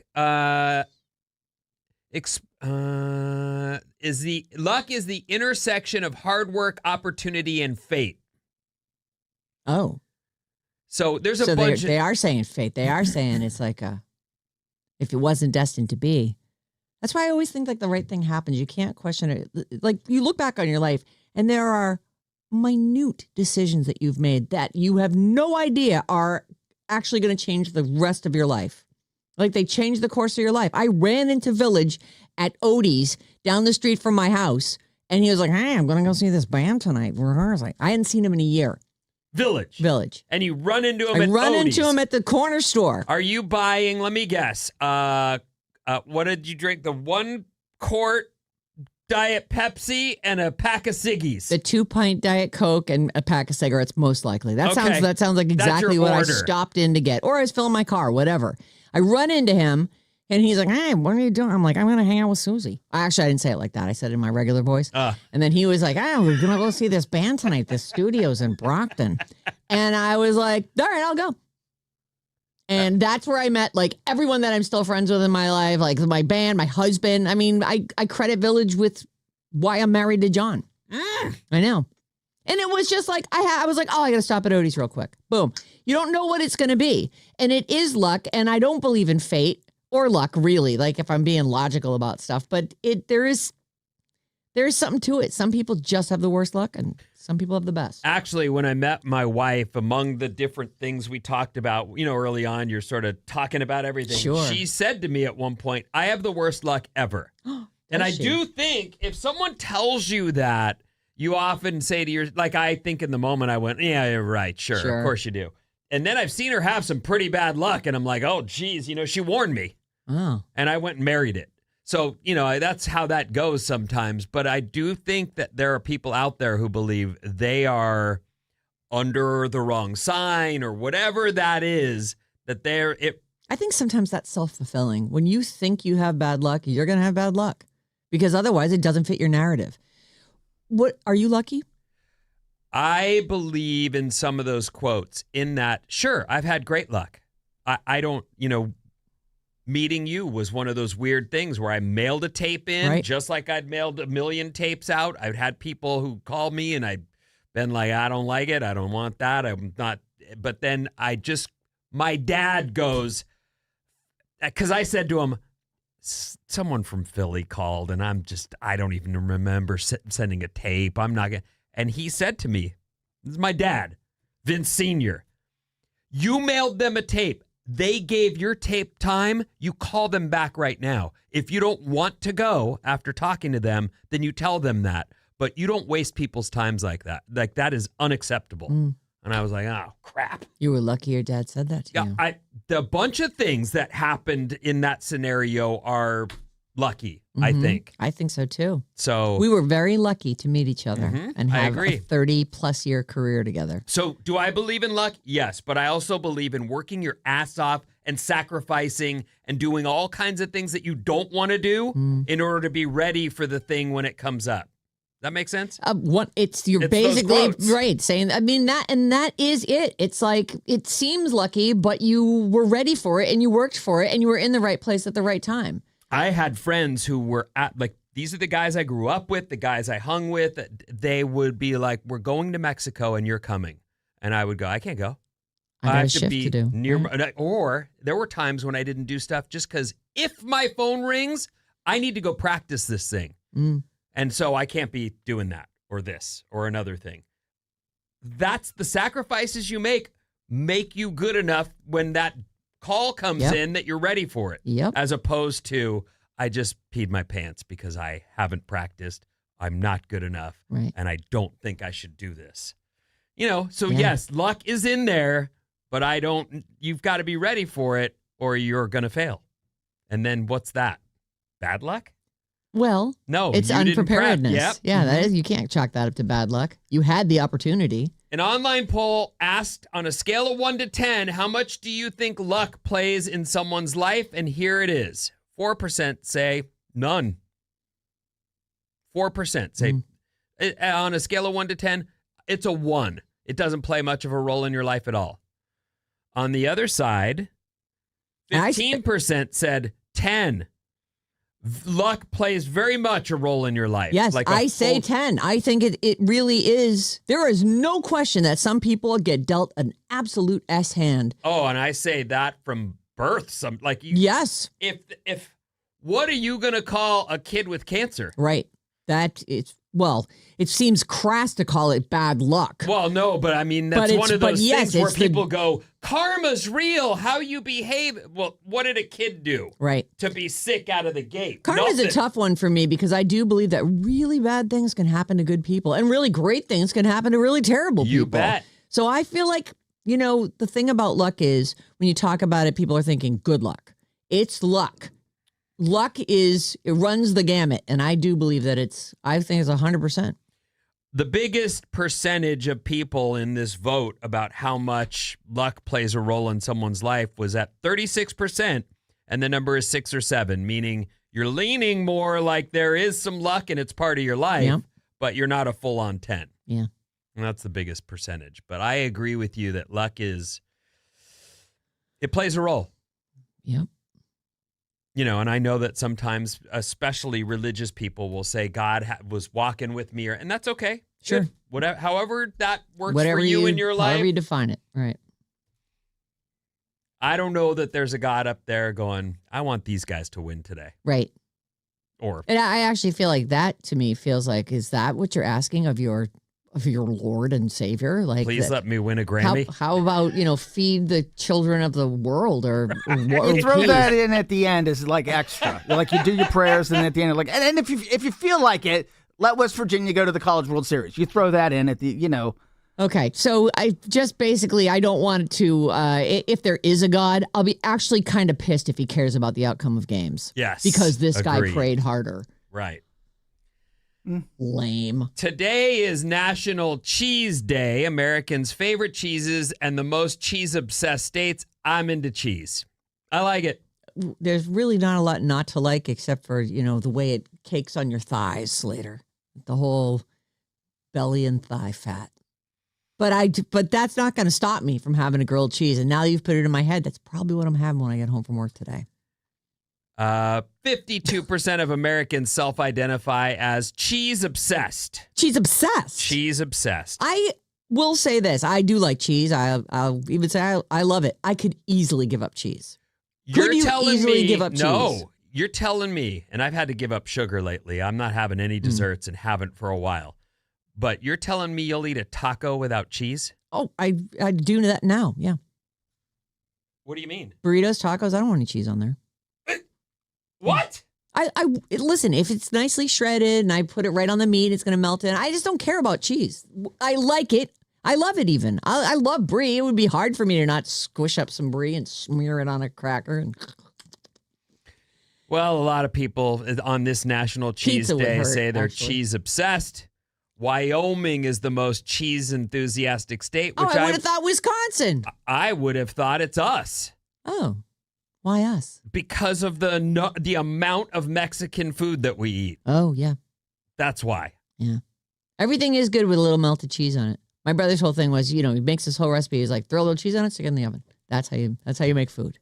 Wyoming was number 1, but California is not even in the top 10. There's Nebraska, Connecticut, Louisiana, Oregon.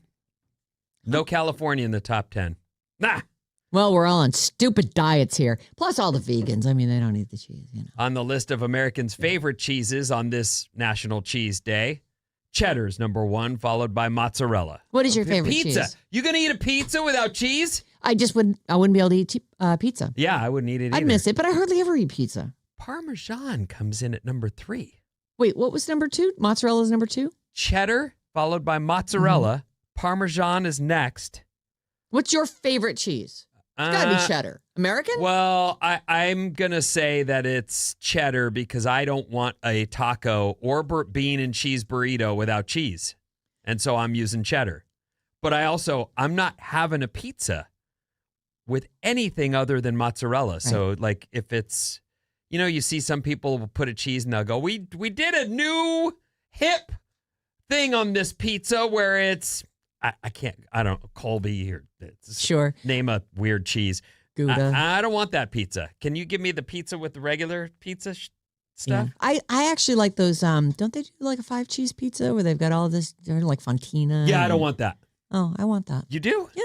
All right. I'll take that. Well, I also want more than one kind of cheese in my grilled cheese, if I can. I would say that probably the cheese I eat the most is cheddar because that's what you have in a grilled cheese or whatever. I don't eat American cheese because I don't like those Kraft slices. But I just don't like them. You don't? Don't look at me like that. Well, I mean, that's what you put on a burger. No, I don't put that on a burger. I buy the sliced cheddar or sliced Swiss. I'd rather have Swiss on a burger or a piece of Swiss and a piece of cheddar. But I eat a lot of feta cheese. Tons of it, actually. Like on salads. Like Greek salad. Yep, I'll put that on pizza. We're making our own, with the boboli crust or something. What is it called? What kind of feta cheese? Yeah. Right. It's around the house because the missus will buy it. Yeah. I would never have feta, you say? Yeah, well, I'll do like pizza. I like a red sauce. I don't want your pesto. You can have your own. Right. You can have that if you want it. But I'll do a little red sauce, mozzarella, some shrimp, and feta, and maybe some spinach on there. You guys in the shrimp. What? You don't like shrimp? I do like shrimp. It's weird. You put it on a pizza? Sure, I put it in everything. Oh, my salads, everything. I love shrimp. Okay. You can buy them by the bag, baby. What do you mean by the bag? Frozen shrimps? I buy frozen shrimp. You buy the baby shrimps, or no, you buy the absolutely big not. giant ones? I buy medium. The big ones are just too much. It's just like too much. They're too shrimpy. They're big. They're just enormous. Yeah. Like the jumbos. But I'll buy, the ones that are, before you cook them, they're probably like maybe 2 inches across in diameter. the curled up tail. Those are the ones. Those are the ones. Those are the right size. And I like to buy the ones that are already deveined and all the shells are off and they've been cooked. Those are my shrimp. I'm with you. Yeah. A bag of those. You crack it up a little bit, pour out what you want, put it back in the freezer. Jello shots. What about them? You want one? No. But you know who does want them? Bob. Bobby? Bob's Are a you Jello shot girl. guy? I used to be really big on the Jello shots. I was making them every weekend. So you made them and brought them to the party. Yes. And then you that's your buzz, but also you're sharing. No. You can't get drunk off a Jello shot. They're You just can't? fun. I mean, I don't know. I guess if you ate the whole pan of them, you might be Yeah, able to. But I agree with you. I'm like, what do I want to eat a chunk of Jello for? Like, no thanks. They're more for the bit. Yeah, they're for the Just plot. because you it's fun. I to- really mastered them. You get these those little tiny plastic cups that come with lids, and then you take a cookie sheet and you put out, you spread out all the cups. And I think my ratio was like a full cup of vodka, a full cup of cold water, and then the cup of hot water that you're supposed to use. Plus, I would add ice cubes to quicken up the process because I never allowed enough time. And then you pour it from the bowl into all the little cups. You put all the lids on, and you put it right in the fridge. You ever made those? I don't think so. Yeah, me neither. I'm not a I don't- Jello shot I don't guy. really want a Jello shot. It's but it's fun. That's a fun party thing. Like I think that's a nice thing to bring to a party. What's weird is she just said you don't get drunk off them, but No. the whole point is you're putting vodka in them. So Right. Or wait, is it vodka? Yeah. Okay. Usually, will anything work? Why would you want anything but vodka? I A guess? woman in Florida named Diane Blaylock called 911 last week and told the dispatcher she was in need of assistance because the bar cut her off Oh boy. from Jello shots. So apparently you can get drunk on from them. 'em. It's unclear what the dispatcher said, but Diane wasn't satisfied because she called back 3 times demanding help with her emergency Jello shot situation. Boy, drunk people, they really just don't get it. The thing that's most interesting about this is that she's 68 years old. Oh man. I really expect her to be, one of your colleagues, one of the party people. Well, I don't age discriminate when it comes to partying, only Okay. dating. So she's welcome. The police did send someone out, but Diane was arrested. She's in trouble. She Yeah. did not get help getting an extra shot. I'm sorry, Diane. She was charged with misuse of 911, trespassing. She had some doobie weed on her. Oh boy.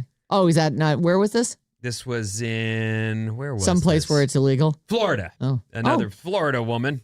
It's illegal Diane- in Florida. I don't know where it's legal and where it's I not. don't That would be either. problematic if I was a big pot smoker because I'd be like, "What? I'm right over there. It's legal." Cross your state line and get arrested. What's coming up in the trash, Sarah? Oh, Quentin Tarantino and summer blockbusters after this.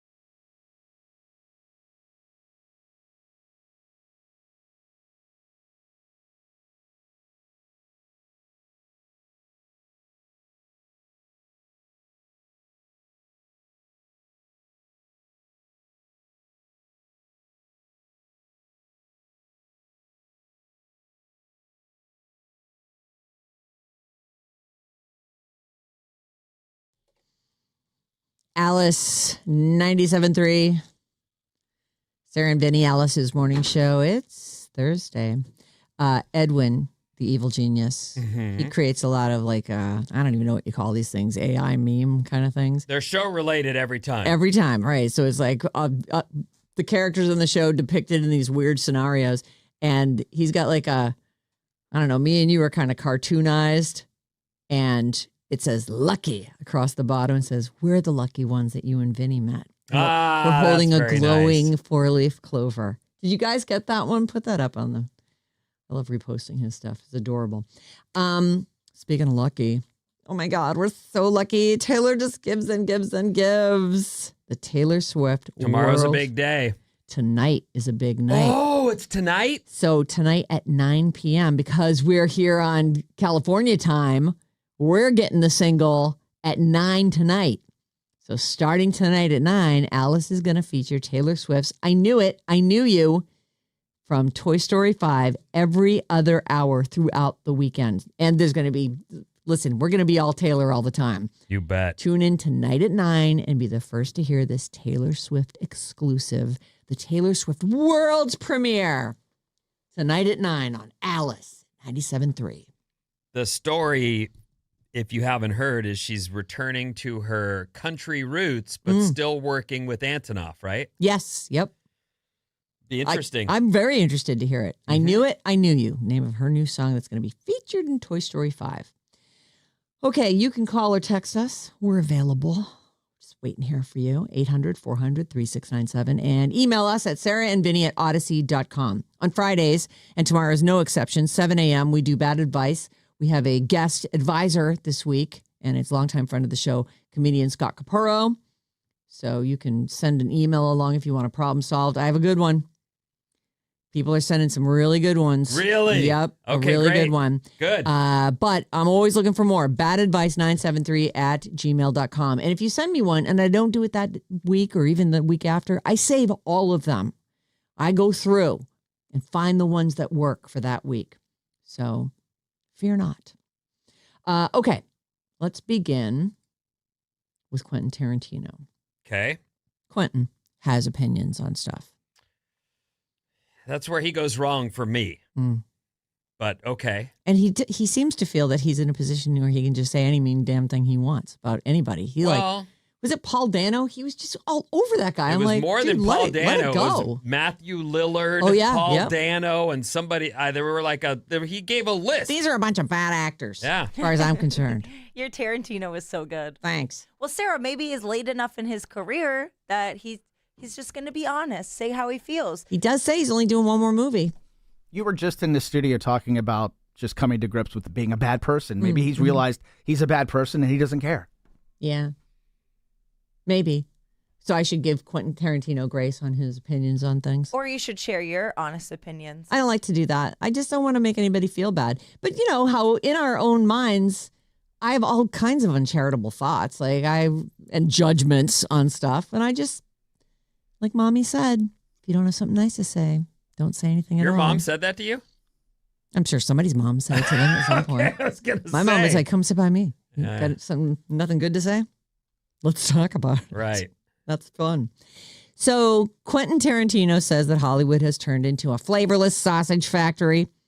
He says it's impossible for him to watch any new movie these days and not pick it apart. Flaws and plausibilities, audience pandering, miscast performers, or just plain stupid S usually torpedoes every new movie coming out of the flavorless sausage factory that used to call itself Hollywood. Yeah, I mean, I think that we've seen weird competition.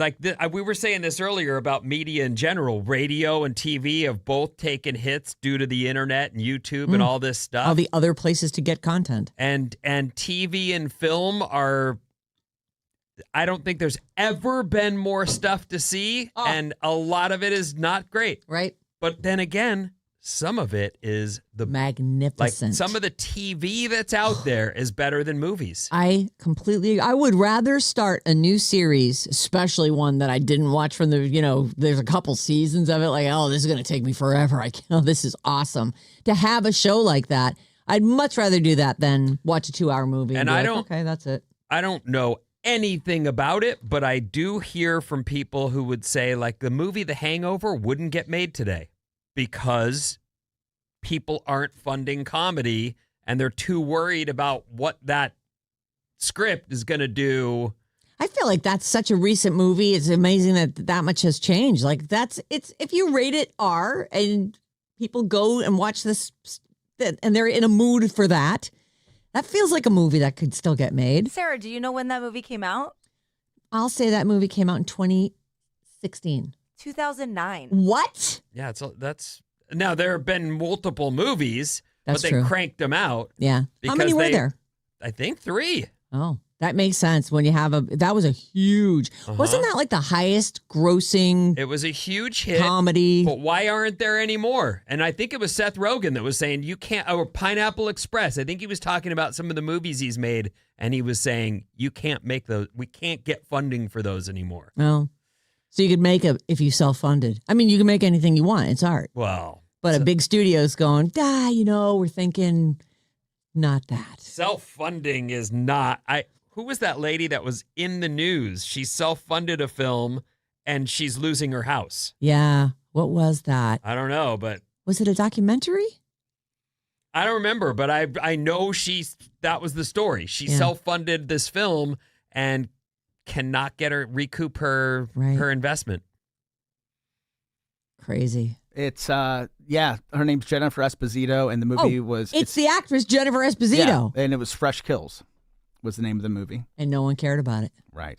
She took it to all the film festivals and went, and Yeah. everyone, oh, no, That's we're an not buying that. example of you believe in something and you want your art to be seen, but you don't need want to some lose your backing. house. No. You have to, sleep somewhere. Well, and even if you make a great movie for, say, $75,000, you funded it, you've mortgaged your house, you've made a great movie.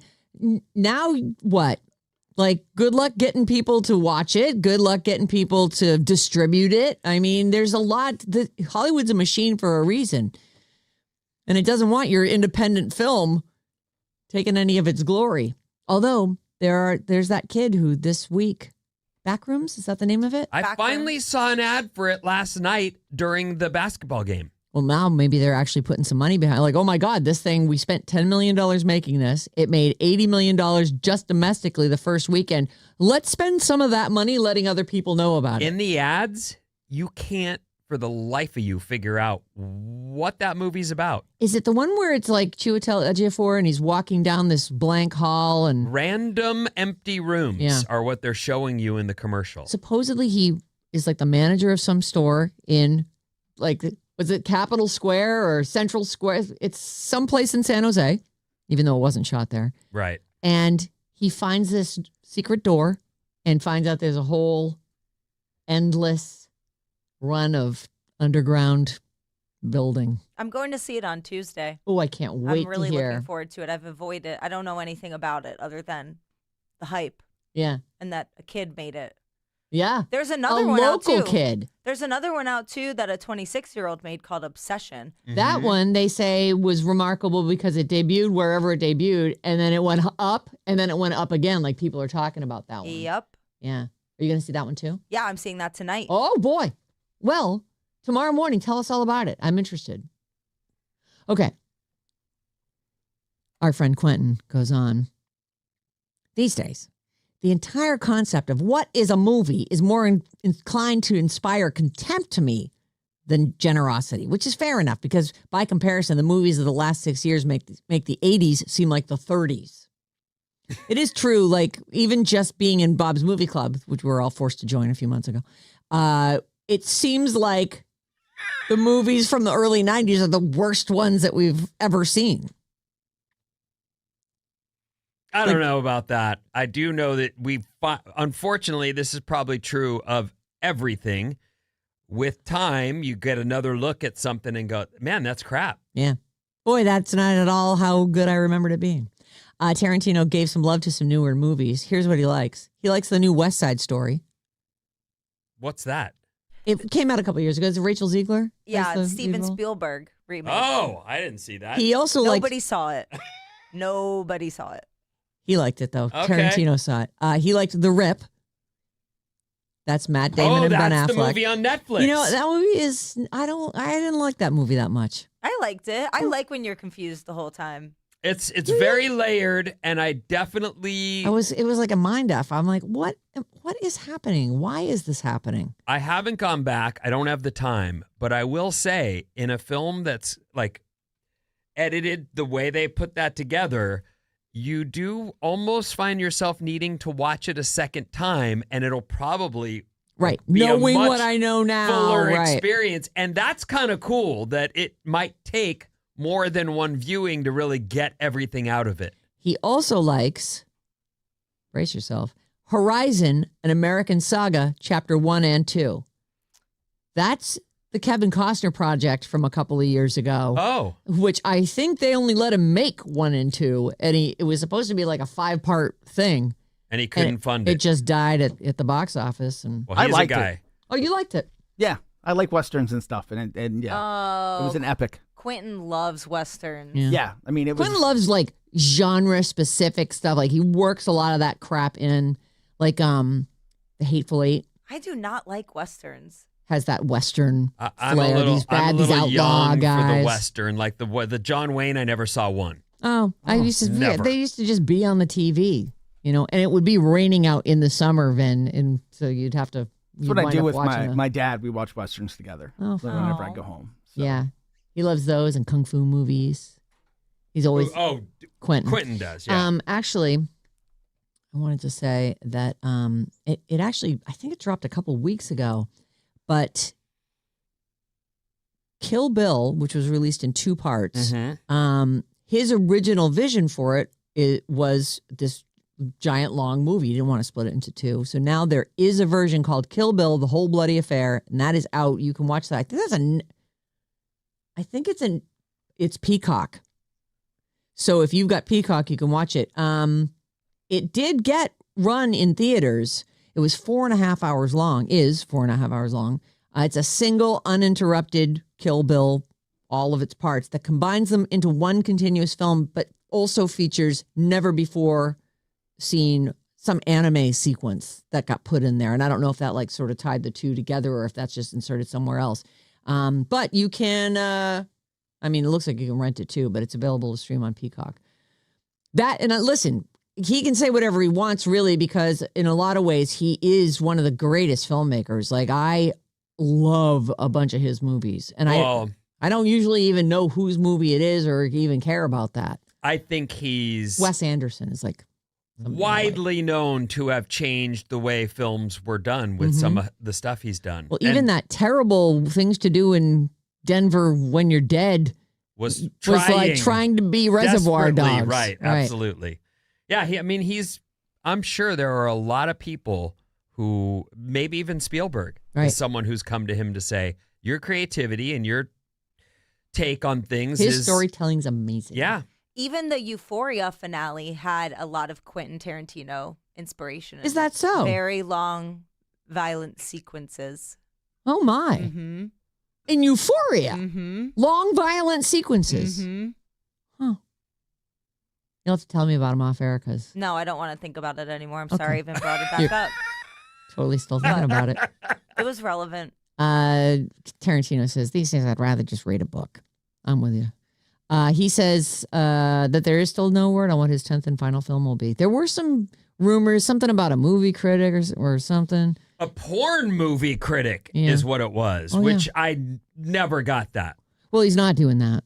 Right. So, but I mean, even when he floated it, and I understand that some people are so creative, they can make something that you don't even see what they see. And then he puts it out and you go, oh! Amazing. Right, but I didn't see that. You know what's funny about him? Why are you limiting yourself to 10 films? Like, just make the movies you want to. Like, no one is saying, well, 10's the limit. Like, make the movies you want to make. What is he even doing right now besides bitching about other people's movies? I think that he is a film historian, right? Mm-hmm. And I do think there are probably somewhere out there, someone he loves probably called their shot and he thought that was the coolest thing in the world or something. You know what I mean? Yeah. You know what? You're right. It has to be based on something. But he's made contributions to film that cannot be denied. No, I completely concur. So, I agree with you. Just make art. Just make art and have fun, and you've got to Why limit probably yourself? You have a blank check from any studio. Any studio will take whatever your dumb idea is, but, Quentin. Maybe he's like, I know people run out of ideas. Like, who's the guy that you were friends with? Andrew Stanton? No. The guy who used to come in here all the time. Who ran out of Silent ideas? Bob. Oh, yeah. That guy Kevin Smith. said, I'm done making movies. Way too young. Yeah. Is he done? Yeah. Well, no, he's made none of his daughter's acting. He's started to make some other stuff, but it's not. I mean, he had a run, and then after that run, they just weren't very good movies. Yeah, I don't know why he limits himself. He says he wants to preserve his impeccable artistic legacy, and he also believes directors lose their creative touch as they age, and he doesn't want to put out movies that. Well, maybe he should just stop at 9 then. Maybe he will. They're doing that movie. I think they're in the middle of filming it right now, aren't they? Where Brad Pitt's character from Once Upon a Time in Hollywood. Cliff Booth. That's the name of the movie, I think. Mm-hmm. Because he had sort of a mysterious background story. And that speaks to Quentin Tarantino's expertise. Right. He made you curious about a character and what the heck is this guy's story with a couple lines in the movie, like and one scene on a boat. His wife is missing. What is this guy's deal? I wonder, I know he's involved with that. I don't know if he wrote it or something. But I thought he wrote it and and did then he write handed it off to David Fincher. Fincher. He's not directing it and because he's wanna... like the producer and the writer, but not the director. Specifically. He did that with True Romance and Natural Born Killers. So he's definitely, and he doesn't count those as part of his. He's the guy behind both of those? Yeah. That's amazing. I actually like both those movies. And he also did segments for True Romance Sin is City great. and Four Rooms, which were both really good movies. Yeah, I remember that. Those were they were sort of Hollywood-style shorts. Yeah.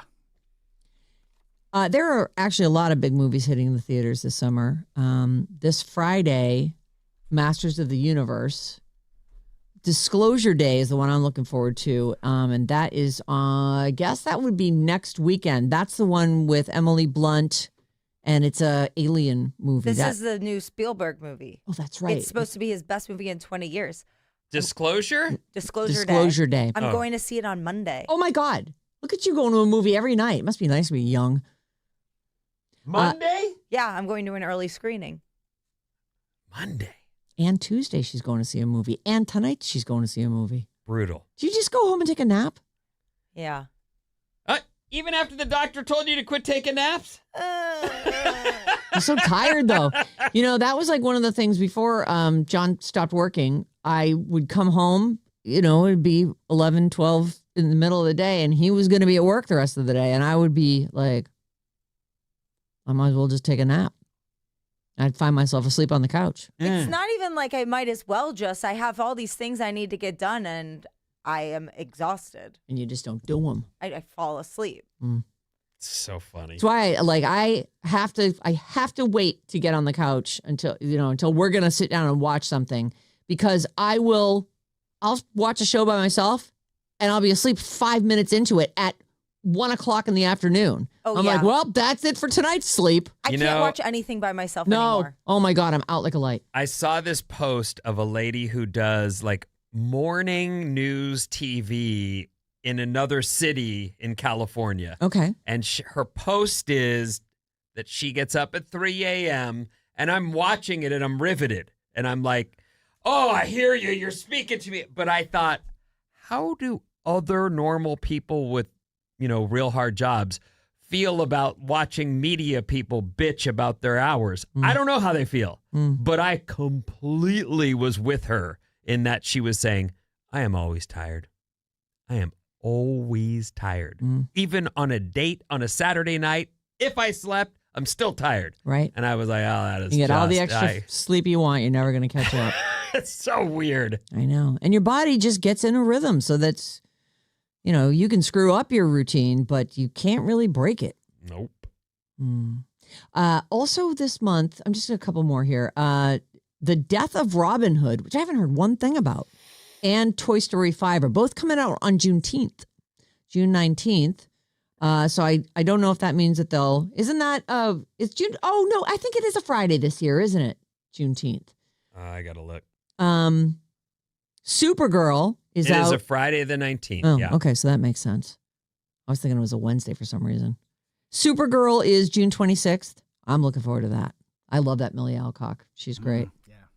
Minions and Monsters is July 1st. Moana is back in studio. Is this a live action Moana? Is this a different Moana? Yes, I think it's the live action. I don't know. It doesn't say that specifically, but it has to be because it's given it a July 10th opening.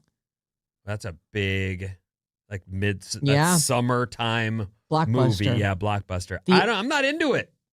I don't know why they did that. Yeah, I don't know. You think that'll be a hit? Yes. Oh, okay. I do because it's Moana. So if it's a completely new Moana, everybody has their kids and looking for something to do with them. I think they're just redoing the first one. Right, but live action. Okay. But it's like so fake looking too, though. The Rock We doesn't. saw the Rock Rock's thing. It's face so- looks too old for the wig he's wearing. Mm. They should have graded out a little Mhm. so that it would at least match the, That's our advice. You're welcome. Feels like a money grab. Well, isn't everything that comes out in movies a money grab? Right. The Odyssey is on the 17th of July, and Spider-Man Brand New Day is July 31st. So, and there's more in August, I'm sure. But those are some of the big ones we're looking forward to this summer. What's coming up, Ben? So much stuff, including a guy made fish in the microwave at work. Oh, and you are more so after rude. these. Yep.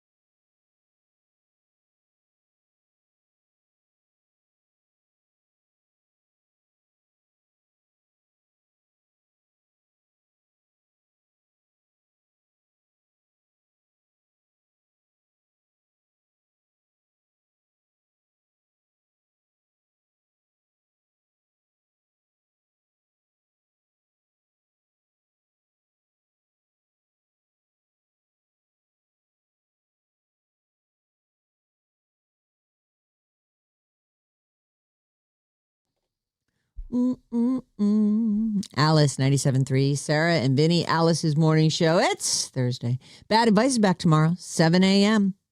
Scott Capurro is going to be sitting in as a guest advisor. Send us your messes. We'll clean them up for you. badadvice973@gmail.com, and get ready for advice that might be worse than your actual problem.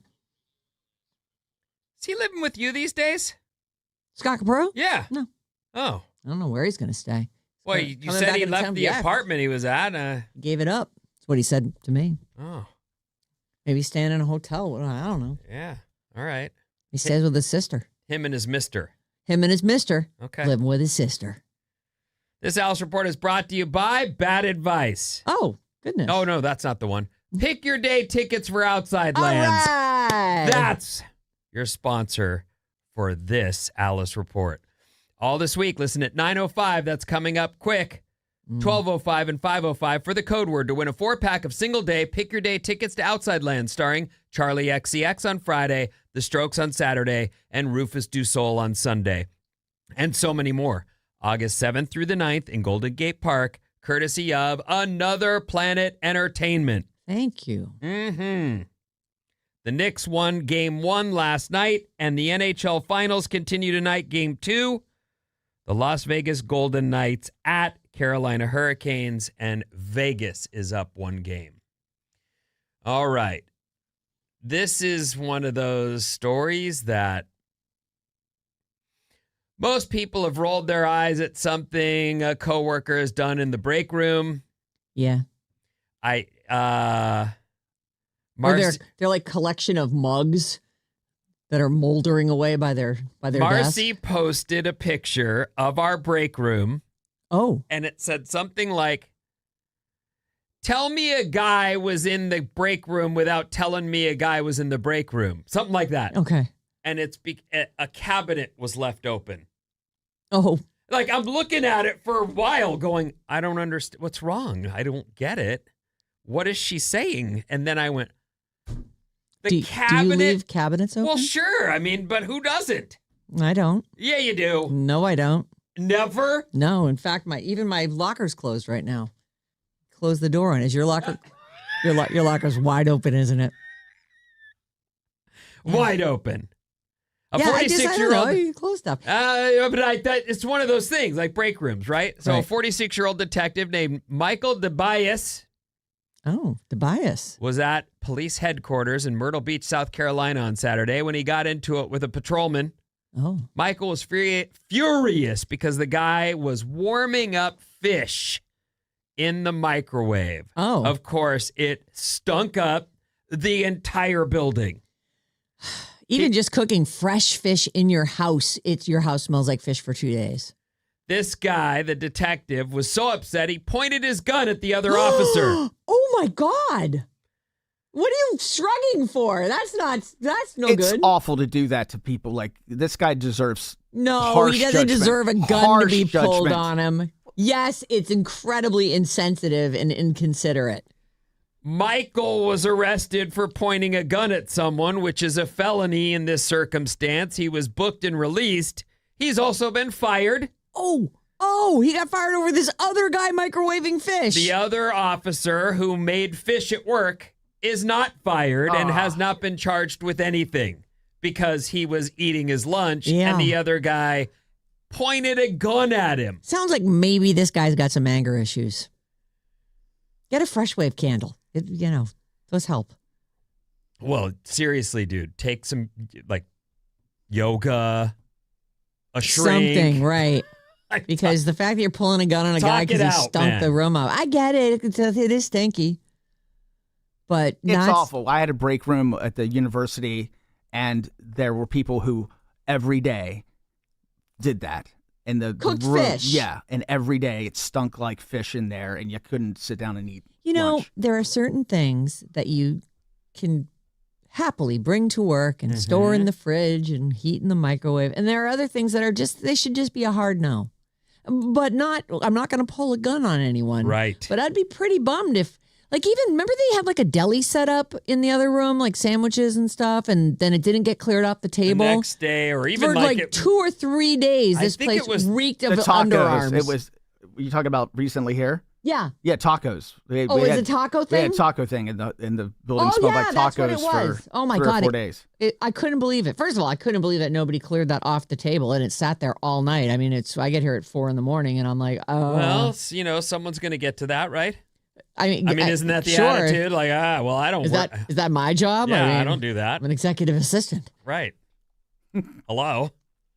It was funny though, because that wasn't even like a horrible smell. It was just like, oh, it smells like to me, Mexican food in here. I feel like it smelled like sandwiches, but I either did way, too. Yeah, it smelled like a deli. Yeah. Chatbot teddy bears are here. Oh, These this companies is are great. just looking to get sued, it feels like. But, all right. Experts are sounding the alarm on kids' AI toys designed to sound human. As you've said, Sarah, because you and Chatty have become buddies, they kind of keep you talking. Mm-hmm. And I don't know. I assume that's by design. Mm-hmm. They're trying to learn at all times more and more in an effort to better serve you. Yeah. Is that how you feel? Yeah. I just said hi this morning to Cha-Cha. And listen, I wrote, good morning, Cha-Cha. And I'm put in the thing. I want him to summarize for me, whatever. He goes, good morning, Sarah. Hope the coffee's strong. The Bay Area traffic, somebody else's problem. And Vinny hasn't already found a way to derail the show before 7 a.m. What's on the agenda today? Celebrity chaos, a radio game, weird history, a Grammy segment, a crass timeline of somebody's terrible life choices. I'm ready. Why are you telling Chatty I derailed the show? I have never told him anything about you except that you're my co-host. I swear to you. Chatty listens. It knows about the show. When I put stuff in, it'll be like, well, this sounds like something great for Vinny. Yes, it will make suggestions like that. A new generation of AI-powered teddy bears and toys uses generative engines like ChatGPT to hold endless conversations with children as young as 3. And researchers who tested 6 of them found significant safety concerns. This is one of those things I get every parent out there now that I am one, that you find yourself, you need a minute. Whatever it is, whether it's to shower or to make dinner. I don't want to talk about dinosaurs with you anymore. And you need a minute, and it's either you hand them YouTube or you hand, like these things though, People are handing ChatGPT open on their phone to their kids. I want to say you told a story about this guy, and it was about the dinosaurs. The guy's like, I don't know, I just keep sitting here Googling things for you about dinosaurs, and then it just went on and on. He's like, put it on ChatGPT, ask now. And the thing starts talking to him, and he sat down on the couch, and for the next 3 hours, the kid's talking to ChatGPT about dinosaurs. Researchers found that infinite chat, which is what they call it. Infinite chat. These features not only make it harder for children to moderate their screen-free tech use, so no screen, so you'd go, okay, we're all right. There's not a screen. Except that this thing is a full-on computer. Right. Yeah, there's no visual other than a cute little teddy. If you are getting socialized by ChatGPT, you think that conversations never end and that any idea that you have is A-okay. And I get it. I'm with you.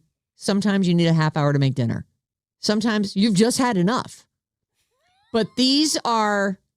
they're solicitous. That's a guy that a kid can talk to that never wants to stop talking. He's like, I'm happy to be here. What else can we talk about?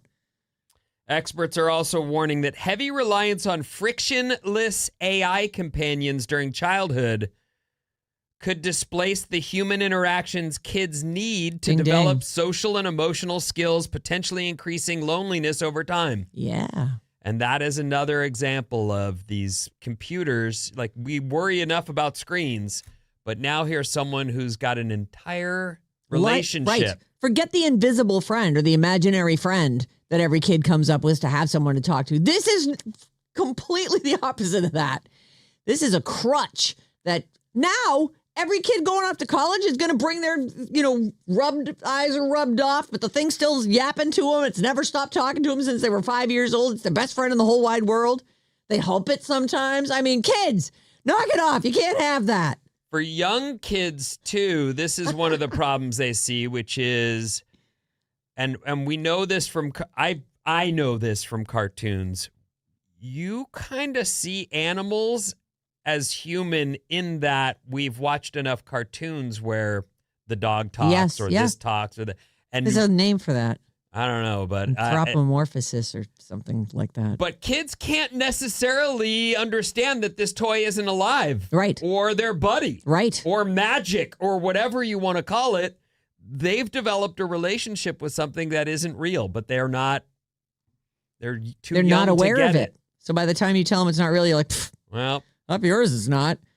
This thing knows all my dreams and secrets. And chatbot teddy bears are here, and the experts are sounding the alarm. It's up to you, I guess. I know we're going to make the wrong choice on that.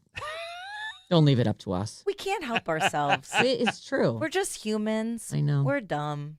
I'm only human. Pepsi Night is coming. Is that a new Pepsi drink? Night. Or It's a Pepsi releases a caffeine-packed night version to keep you awake after hours. As if there weren't enough energy drinks on the market, Pepsi wants in. Pepsi Night, everybody. It's cool. It looks like a... It's cool. It's got cool packaging. It's like a dark, like blue to fade to black. And then it's got like neon. Looks like it might be in a club. When you open it up, does it go... I don't know that it... Because I want to be in the club with my Pepsi Night. It has a driving beat the minute you crack it open, but, you know, maybe that's a good suggestion. That was my latest beat that I just dropped right there. Because I got my club pants on. You know. That's your latest Thank beat? you. Thank you so much. Thank you. Excellent beat. Are you clapping for yourself? I am. Well, it adds to the, people don't know who's clapped. Well, I guess on... That's why I had to say She something. just called you out, though. So I know. now Thanks a lot. everyone You knows. could have clapped, and then would it sound like more people were clapping for my amazing beat dropping? I don't know. It has nothing on that Burger King jingle that woman on TikTok made. Oh, yeah. I don't remember how it goes, but it was bomb. I don't remember how it goes either. I know. Maddie, pull it up. All right. It was It was just, it's just a little. It was a Dr. Pepper. It was Dr. Pepper. Yes. Yeah, it was so good. It tastes so delicious. Yeah. It's- And then they set it to music and made it their new ad. They used it. Mm. America plays video games. Oh, Did you know that?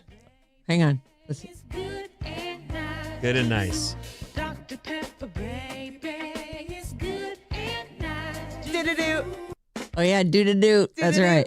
Yes, Vinny, back to America Plays Video Games. Yes, we do. Please tell me the average age of a video game player. I'm going to think I think it's older than we think. I think that it's 38.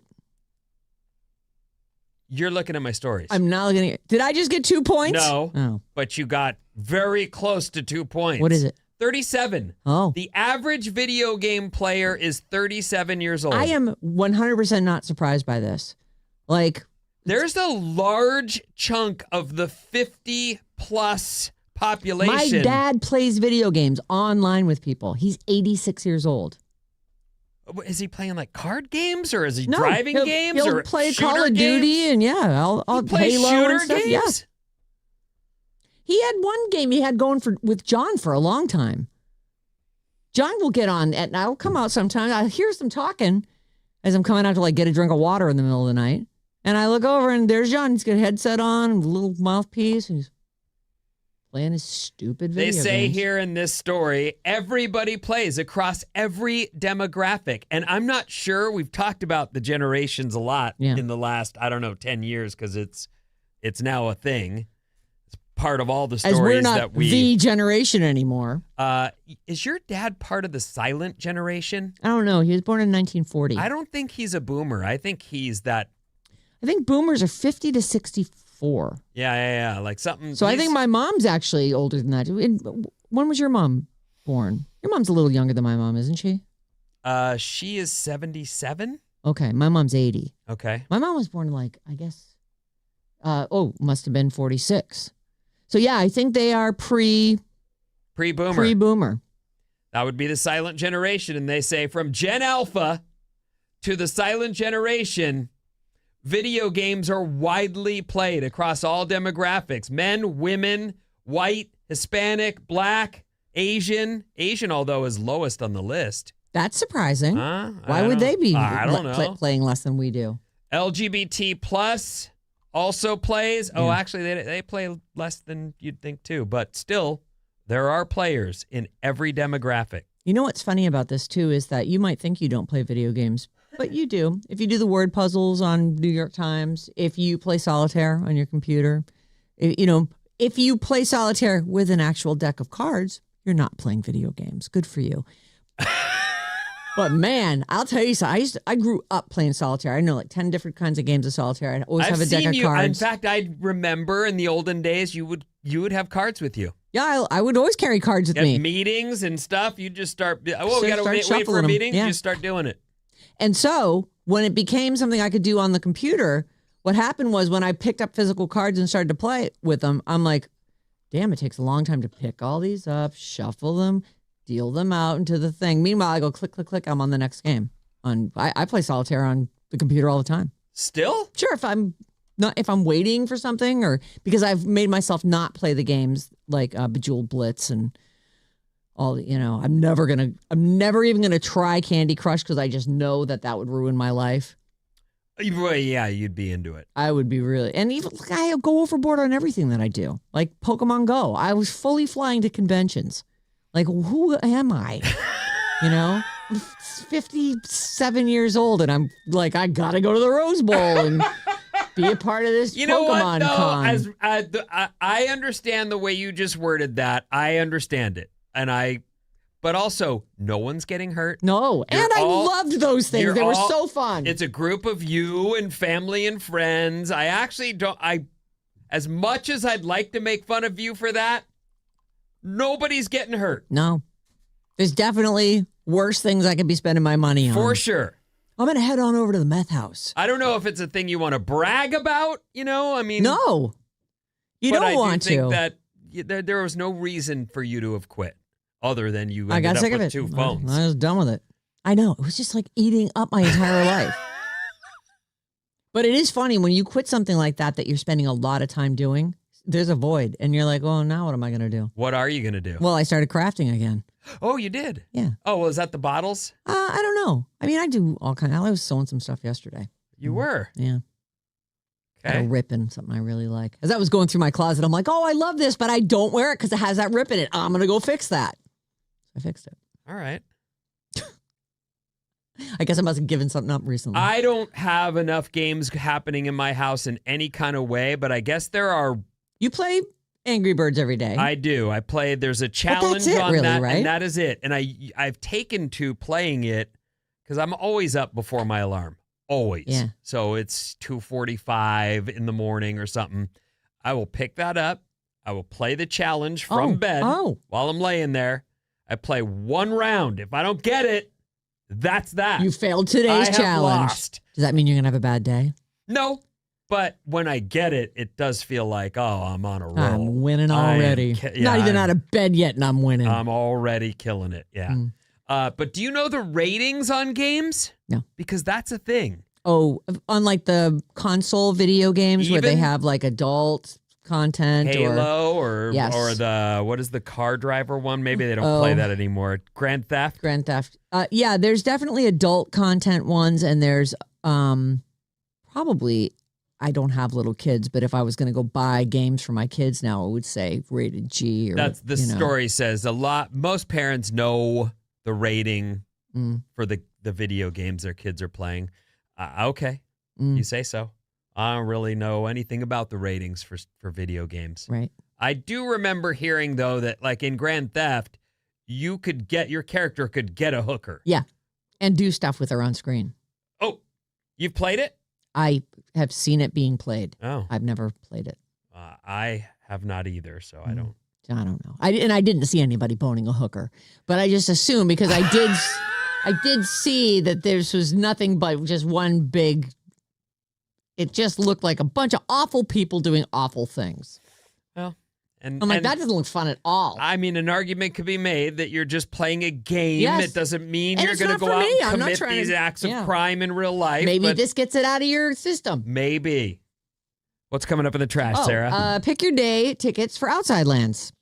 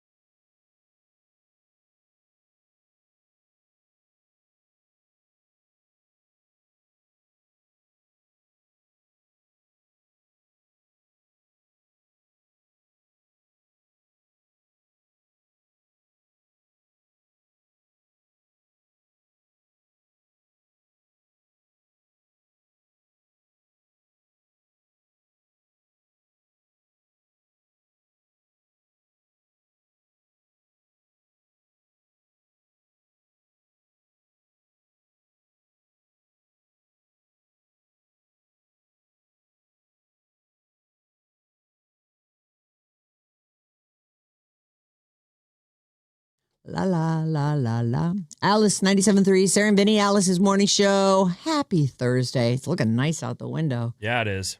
It's going to be another good day. What time is it? Ooh, it's time. Pick your day tickets for Outside Lands. This hour's code word is music, M-U-S-I-C. Take the word music and plug it in at radioalice.com. You could find yourself winning a four-pack, you and 3 friends, of single-day, pick-your-day tickets to Outside Lands. You get to choose which day you want to go. Will you go see Charlie XCX on Friday? Will it be The Strokes on Saturday or Rufus Du Sol on Sunday? Every single day, though, the headliner's great. You might pick your day based on that, but there are hundreds of bands playing at this festival. All you got to do is walk around and just stop at different acts, different stages, and check them out. You will find new bands that you love. Yeah, wear your walking shoes. There's a lot of walking involved. And a lot of weather changes. When she Famous says for that. walking shoes, she means not flip-flops. That is you what I mean. crazy kids. Yes. In your barely there shorts belt that you're wearing. Watched the young ladies in flip-flops, shorts, and a tank top freezing. Yep. Freezing to death. And they're like, I'm not leaving. I'm at an awesome festival. So you get to pick which day you want to go, and you get to take 3 friends with you. 4 packs of tickets, August 7th through the 9th in Golden Gate Park. This hour's code word is music. Take it to radioalice.com. We'll have another code word for you at 12:05 with Mason, and it's Jane with one more at 5:05 today. This hour's code word is music. And this whole thing is courtesy of Another Planet Entertainment. You can call or text us at 800-400-3697 and email us whenever you feel like it. Sarah and Vinnie at odyssey.com. I love Weezer. Me too. Weezer have announced the Gold Album, and we've got the first single. This is a song that they did with, I don't know the band Wednesday. Do you? I thought maybe this was like an actress from the show Wednesday. Band Wednesday? I do Band not. called Wednesday. I guess this is maybe the lead singer in it. Her name is Carly Hartzman. And so this is the lead single with Wednesday's Carly Hartzman involved in it. What's the name of this song, this new song? Maddie? It's We Might As Well, and then I don't Oh, We Might As Well Be Strangers. Yeah, I see it. Yeah. Okay, great. So here you go. This is your first listen to We Might As Well Be Strangers.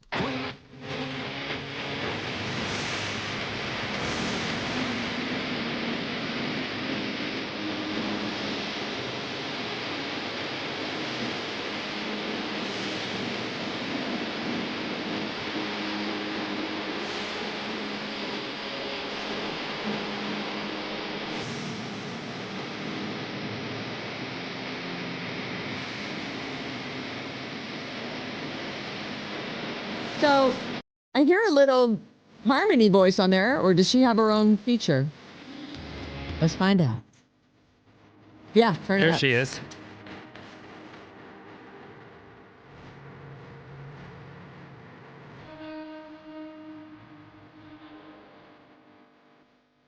She sounds very indie. Mm-hmm. I'm looking at them on iTunes, and they've been around since 2020. Oh. Their first album, 2020, 21. Yeah, she has like long dark hair and kind of like sharp bangs. Yeah, and, they've been making music a while. Wednesday. Okay.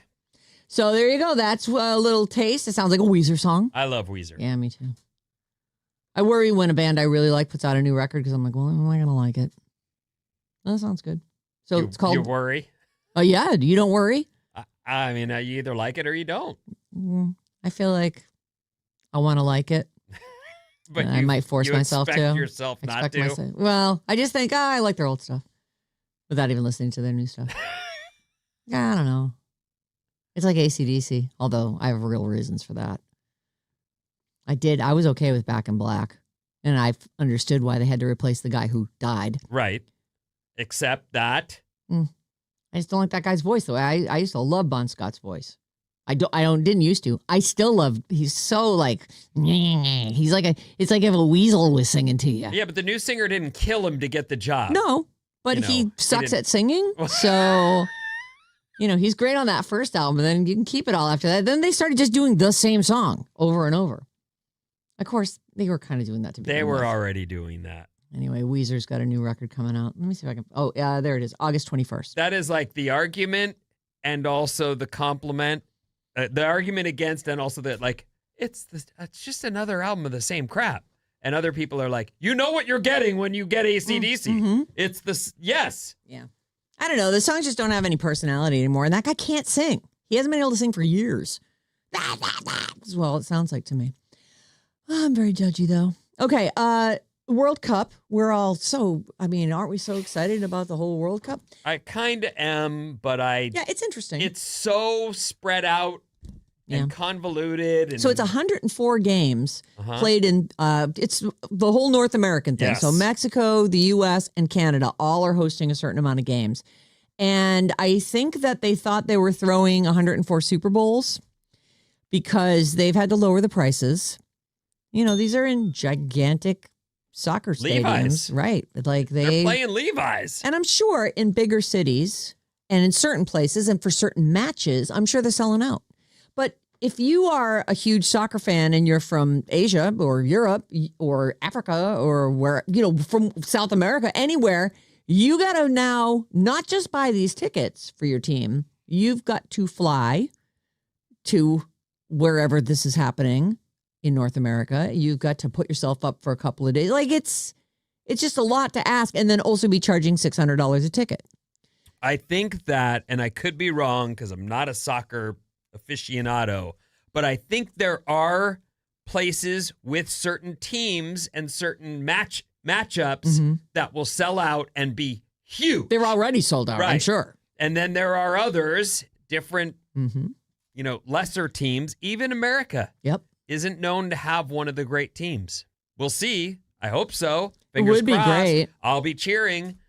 But, those lesser games aren't necessarily going to sell for those, inflated prices. So there's a lot of tickets available on resale sites. And I put it in quotes because the rumor is that FIFA is like, okay, let's just call this resale and sell them for less than face value. So if you're looking to go to a game, check there. Because you might actually, because usually I think resale, okay, so now I'm going to pay 3 times what's printed on the ticket. It's not, no, it's cheaper. Like they say you can get into some of the less awesome seats for $40 to $60, which is way less than they were selling. They just want to fill those seats at this point. So the World Cup, they say, if you're American, it's how hyped are you for it? Somewhere between not at all and faking it to seem cool, but will return to not caring once it's over. June 11th is when this all kicks off. And you can still, even if you're not interested in the tourney, there's all these playlists that are being created for it. FIFA has released a track list, songs to rock out to, I guess, while you're. As big as soccer is worldwide, I don't think like Californians are as on fire for it as they were hoping. But once the games start, I think it will change a little bit. Yeah. Like once I think people are interested in seeing it here. Yeah. No, I do think that. I just mean, for the prices, I know, and for the stadium sizes, maybe once it gets going, people will go, oh, I want to go do that. How big is Levi's? Do they make any kind of size accommodations? I'm sure there's a standard, World Cup pitch size. I heard they did upgrades to the stadium specifically for World Cup. Because I was thinking, wouldn't they even maybe have to move some of the stands out? I just don't. They made changes. Okay. I don't know exactly what. I don't have it in front of me, but as I read it, I definitely was going, oh man, they poured money into the stadium to get these games. So I don't know. I guess the playing field is 100, so 300 feet by 150 feet, 100 yards by 50 yards. So they did expand it. There'll be a seating capacity of 71,000 for. Damn. Even with some of the seats out. Yeah. This is crazy. This is that's for Levi. Pretty good seats are going for $3,268. There's some more for $1,000 per ticket. This is at Levi's. This is at Levi's. Okay. My guess is big cities and places where there's a lot of soccer fans will sell out, but they say some of these seats for some of the smaller matches. Who do we know who we're hosting? Like way up there, we do. Yeah, that's been put out. I don't know off the top of my head because I'm looking at the stadium right now. But even the high seats are in the $400 per ticket range. That's a How much? lot. like $400 for like cheap for the quote unquote cheap seats. I feel like I'd pay $300 max for a bad seat. You know, like for something that you really wanted to go to, like would you shell that out for soccer for two teams that you might not care about? World Cup game, to be part of the experience, I think there are people who want to try it just to say yes, I've been to a World Cup. Well, before you buy the $400 seat up there in the nosebleeds, check on the resale sites because they say FIFA is just. I don't think that Levi's is going to have any trouble selling their tickets. Because I feel like it's supported around here enough that they could fill that. But I'm thinking some of these minor games in like really out of the way places in Canada might have a little more trouble. I think our first game here is June 13th, Qatar versus Switzerland. Yeah, and then it's Austria versus Jordan. That's one of their problems is we didn't get the United States in the United town. States, right? Austria versus Jordan, Turkey versus Paraguay, Jordan versus Algeria. These are the games that will be played at Levi's. Paraguay versus Australia, and then we go to the round of 32, which hasn't been determined yet. So maybe we'll get a better round of matchups. Right. Well, it'll be, teams that are advancing. So I guess maybe it just goes up and up and up as it goes on. So the track list, I don't know, there's like an official track list for this thing. You can find it it looks like it's I'm finding it on consequence.net, but FIFA's soundtrack includes The Stones, Shakira, Nelly Furtado, Future, 21 Savage, Major Lazer, Frank Bad Montana. Bunny? Where's Bad Bunny? I don't have Bad Bunny on here. I know, I'm surprised. The biggest star worldwide, and they don't put him in that? Well, I'm wondering if people had to agree to be on this. Is it possible that he said no? I don't see why he would. I'll find the whole list for you. But if you're looking for your, the soundtracks, the way they want you to get hyped up, apparently, is using this. I don't see Bad Bunny on here. But because it looks like they're releasing an album, which is probably why. Oh, Jelly Roll's on here. Shaggy is on here. Wasn't me. He's Wasn't Me, right? Yeah, Wasn't Me. Yeah. Right. I don't see. Well, these are people who had to agree to allow their thing to be put on somebody else's FIFA record. So maybe Bad Bunny was like, no, I want all the money for me. I'm just going to do my thing. I don't know what he's like. Maybe that's him. He was smart enough to do that show because I'm sure it sold him some records. I'm always looking for wedding stories because we got someone who's having a wedding soon. Bobby. Our little Bobby is getting married this fall. Why are you making that face? I have so much to do. Oh. It's in like 102 days. And? Oh, the countdown's on. How's your pacing? Behind? Do you have 102 things to do? Just do one each day. I wish I could. What's left? What do you have to do? Yeah, what are you I have to figure out. I still need furniture and tables for the cocktail hour. Okay, we're gonna go ahead and call Doesn't the a venue catering company. supply those? Oh my God. We're gonna call a rental place and get tables, and we're gonna call a catering company. Are you kidding me? Caterer. I just need tables. I just need stuff for the cocktail hour, and then I have to do all the cute little things. Like I ordered these cute little matchbooks. Oh, with your guys' name on them. Yeah. I have matchbooks from people's weddings. I love that. That feels very, very old timey, but I like it. Okay. It's cute. And napkins. Yes, I gotta get silverware. I gotta figure out. Is this an outdoor wedding? Yes. Then you can get. Yesterday, I bought some. I guess they're compostable wooden utensils for my summer party I'm going to have, and then everyone can put them right in the compost. Go to the I local, have and to it was hire like the trash guys. $20 for hundreds of forks and or knives just and, go to the local hippie grocery store once a day and take another set of wooden utensils. That's a great idea. Just You're on your drop way. in every day and put your hand in the. Gotta get a handful of these. Great idea, guys. I'll Yeah. start doing that. I'll All swing right. by Chipotle. How do you like this idea? Reba McEntire is marrying a guy by the name of Rex Lynn. Reba McEntire. the country star, Yes. the one who used to be the mother-in-law of Kelly Clarkson. Clarkson, whose son has passed away. Yeah. Wait. Yep, he died. Okay. Blackstone. Yeah. Blackthorn. Uh-huh. Reba McEntire says her wedding to Rex Lynn is going to be low-key at their house in Tennessee. Their ranch. They don't have no house. They have a ranch. They don't have a date set, but the ceremony will include one important part of their lives, and it's their animals. Oh, I have to figure out what we're doing for the ceremony. You going to have animals? No, We're pets going to have allowed. the dogs there. I have 2 grand dogs, Watson and Bell, so they may be the ring bearers or something like that. But we have to have our animals in there. We got longhorns and donkeys, horses, and everything there at the place. Cats. We have a lot of fun with them, so they'll all be part of the ceremony. Just have it out in the middle of the cow patch. How old is Reba? 71. Yeah, that's 2 points for you. Oh my God, I'm 71. winning today's game. She's sold more than 75 million records. Oh, she's very rich. And she's also had a sitcom on TV. Yeah, and no, she... I mean, she's a, Well, okay, hold on. What is Reba McEntire's net worth? Oh, boy. And I just gave you a hint. She sold more than 75 million records worldwide. All right, what do you think? 200 million. 200 million. 250. And she had that show, right? Yes, for a very long time. Anna was in syndication. Yeah. What did you guess? 250? 250. And you guessed 200, Vinny? Uh-huh. 251?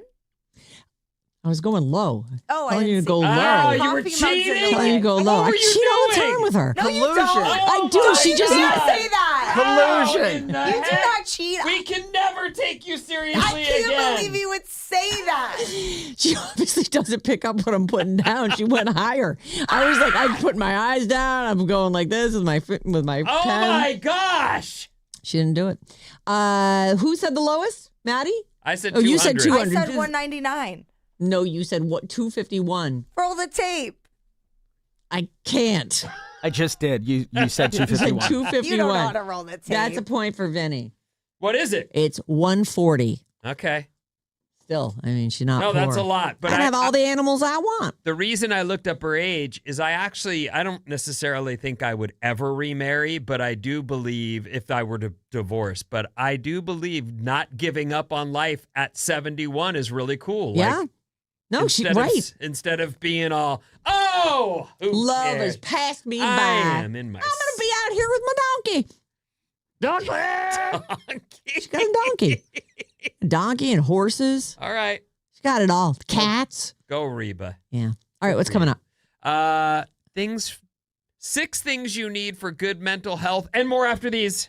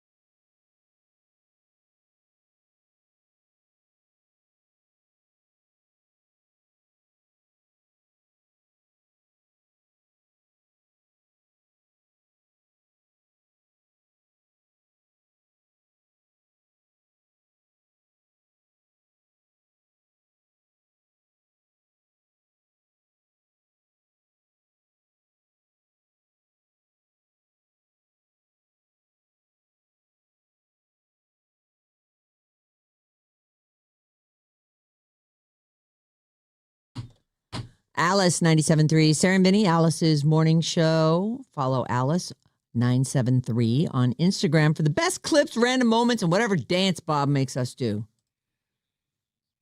It's all there. We haven't done one of those. All right. We actually have to do one today. What? We don't have time today. I told you guys yesterday. We have a meeting right after this. I didn't get that memo. Oh, we have a meeting? Yeah, it's Thursday. Okay, like we have it every Thursday. Well, we have missed a couple, or at least one. We can miss today. Write to Matt. Tell him we're busy. We're busy. We're busy. We have to TikTok. Yeah. What's Sorry. up, everyone? This Alice Report is brought to you by Bad Advice. Oh, bad advice tomorrow. Your problems are bad advice. Email badadvice973@gmail.com and tune in tomorrow at 7 a.m. to see how wrong or right things can go. I feel like that's really got a negative tone to it. Yeah. We've got this. Yeah. We've got you. You just send those things in. Right. And Scott Capurro is going to be in to be a guest advisor. And so whatever he says, just do the opposite. Scott is a super talented dude. And you will really, well, it depends. If he tries, you're going to love him. Mm-hmm. If he's not feeling it, we'll have to see. Right. I love that guy. I think he's very talented. I'm interested to hear what he has to say about your problem tomorrow. What time? 7. All right, 7 a.m. Yep. Every Friday. Beautiful day out. Yeah, it looks great. Blue skies overhead in downtown San Francisco as we broadcast live from Studio 9. There is a little wind out there, but, you know, not a bad day. Yeah. As high as 80 in the north, east, and south bays. Sounds beautiful. My kid's last day of school is today. Oh. So I know a lot of people are they going crazy? Well, they're very into it. Yeah, I mean, this is it. The yearbooks are out. June 4th. People wow. are signing things. You know, we had the yearbooks out at dinner last night, and I was just like, oh, this Do is... they bring them in every day and get them to signed? Yeah, I was like, all right. I go, Edie gets hers today. That's my youngest. And I go, hey, do you want me to get you a Sharpie so you can get people to sign it? And Mom goes, I think we'll give her something other than a Sharpie. And I was like, oh, okay. Like a pencil with an eraser. What is the... Okay, we don't hand Sharpies to kids. Yeah. Plus, you want people to write a nice, little thing. So if you have a Sharpie, people write big, and then the whole thing gets filled up. And then they start writing on themselves and draw a mustache on you, and etc. Right. Mental health. We hear a lot about it these days. We do. But what does good... So you hear bad mental health and someone who's, lonely, depressed, whatever things going on with them, and how, what ways can you do a better job? How do you, bring yourself... But what does good mental health look like? I'd be interested to hear this. Because you wonder, if you feel like, well, I'm not depressed, do I have good mental health? A new study is trying to answer the big question. What does it actually mean to have good mental health? Researchers surveyed 122 experts from 26 countries in 11 different fields, including psychology, medicine, sociology, theology. Oh. And despite all those different backgrounds, they agreed on 6 key things that matter most. Okay. These things, the 6 things you need for good mental health. Having meaning and purpose. That makes sense. Life satisfaction. Self-acceptance. Connections with others. Autonomy and happiness. So autonomy is like the right to choose, to make decisions and to be in charge of your own Freedom stuff. of choice. I guess so. And then what was the last one? Happiness. Based on this description, not to brag, but I think I have pretty good mental I health. think I might have good mental health too. Yeah. Yeah. Having yes. meaning and purpose. Yep. Life satisfaction, self-acceptance, connections with others, autonomy, and happiness. Experts say that when it comes down to it, autonomy and safety are the most important factors. Safety. Well, don't they say that that's like at the top of that one pyramid where, you need to have this in order to have the next layer, and It's like security, to feel safe and secure. Autonomy is the capacity or right of an individual, organization, or region to make informed, uncoerced decisions and govern itself. So freedom is part Freedom of that. to decide how you want things to go. Freedom of choice. Right. So there you go. Where's back to my story?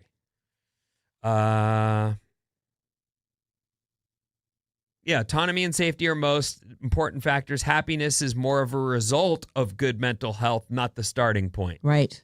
So there you go. Yeah, that's interesting. It's funny that they have turned to this because it is true. Like everyone's got their things. Everyone's got their quirks, and they say normal's like the average of everyone's psychosis. There you are. You're sort of midline. So it's nice because you do hear a lot and I'm glad we talk about it. I really feel like it's come to the forefront. Like it was when my mom wanted to send me to a therapist when I was a teenager, like many teenagers do. Mm-hmm. My dad was like, don't tell anyone.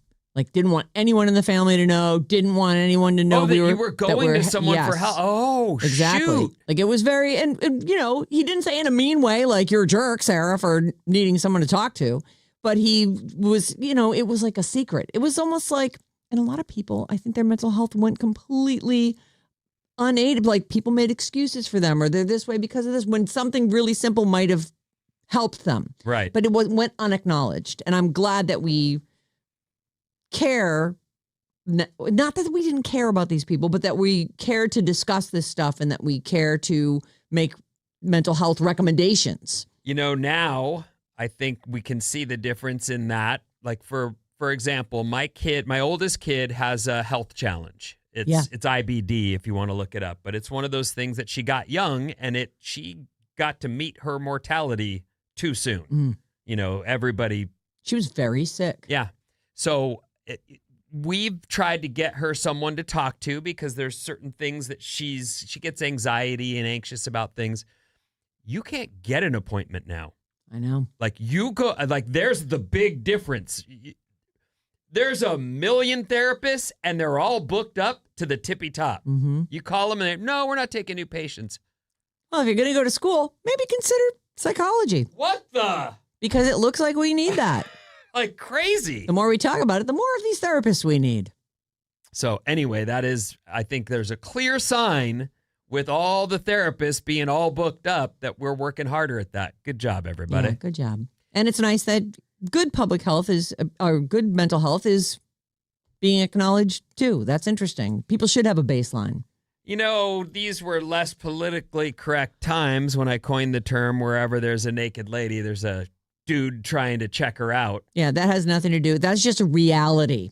That's right. Not necessarily politically. You might not want to say it out loud all the time, right. but we all know that's true. We'll take the bear. And being a dumb man, mm-hmm. as much as I try to understand you'll take the bear instead of the man. Yeah. The proof is always right there, right in front of my face. Oh, what have we got today? Authorities are searching for a man, they say, videoed a woman while she was showering at the gym in Sunnyvale. Oh, right here in Sunnyvale. The incident happened at 24 Hour Fitness at 4:30 in the morning. 4:30 a.m. She gets up early You to have get a workout. And you go and you hit the shower. And what happens? A dude. Authorities say this guy comes into the gym at 4 in the morning, unnoticed. Because, if you've ever worked nights, you're not noticing a lot. Yeah, I'm manning the desk. Right. But mostly you're watching TV or your phone sleeping. Or whatever else. Right. Authorities say the man entered the gym unnoticed and immediately made his way into the women's locker room where he was caught recording the woman while she showered. Oh, that lady. How terrifying that must have been. 4 in the freaking morning. You're alone at the gym taking a shower. You walk out and there's a dude. Yikes. They confronted him and the dude splits. He runs on foot out of there and now they're looking for him. But just another example. Did they get him on camera somewhere? They do have him on camera. That's him right there. Oh, he's recognizable. Black guy dressed in all in black. He looks young. He doesn't look like, and I don't know. Yeah, he looks 25. He looks like a normal dude. I don't know. Well, it's like you always say, Vin. There was a naked lady. Right. And there's the dude trying to get a look at her. They say this is a black guy in his 20s, the average height, average build, but he walked right in. And just heard a shower going and went, I'm going to go in there and have my camera rolling. Used his phone to record her while showering at 4 a.m. Son of, sheesh, what? That had to be terrifying. Because you feel very alone, 4:30 in the morning, alone in a gym, taking a shower, and you walk out and there's a guy standing there. Oh. You're all alone at 4 a.m. and there's a dude in the locker room. All right, fine. You should take the bear. Yeah, yes, I know. The bear. He does not care what I look like naked. No interest in boning me. Well, just kill me already. We've been talking a lot about AI, and a new study evaluated 30 different careers to see which professions are successfully holding the line against automation. Okay. Physical therapists. Well, there's something, right? Surgeons. Dentists. Deepak, it looks good for you.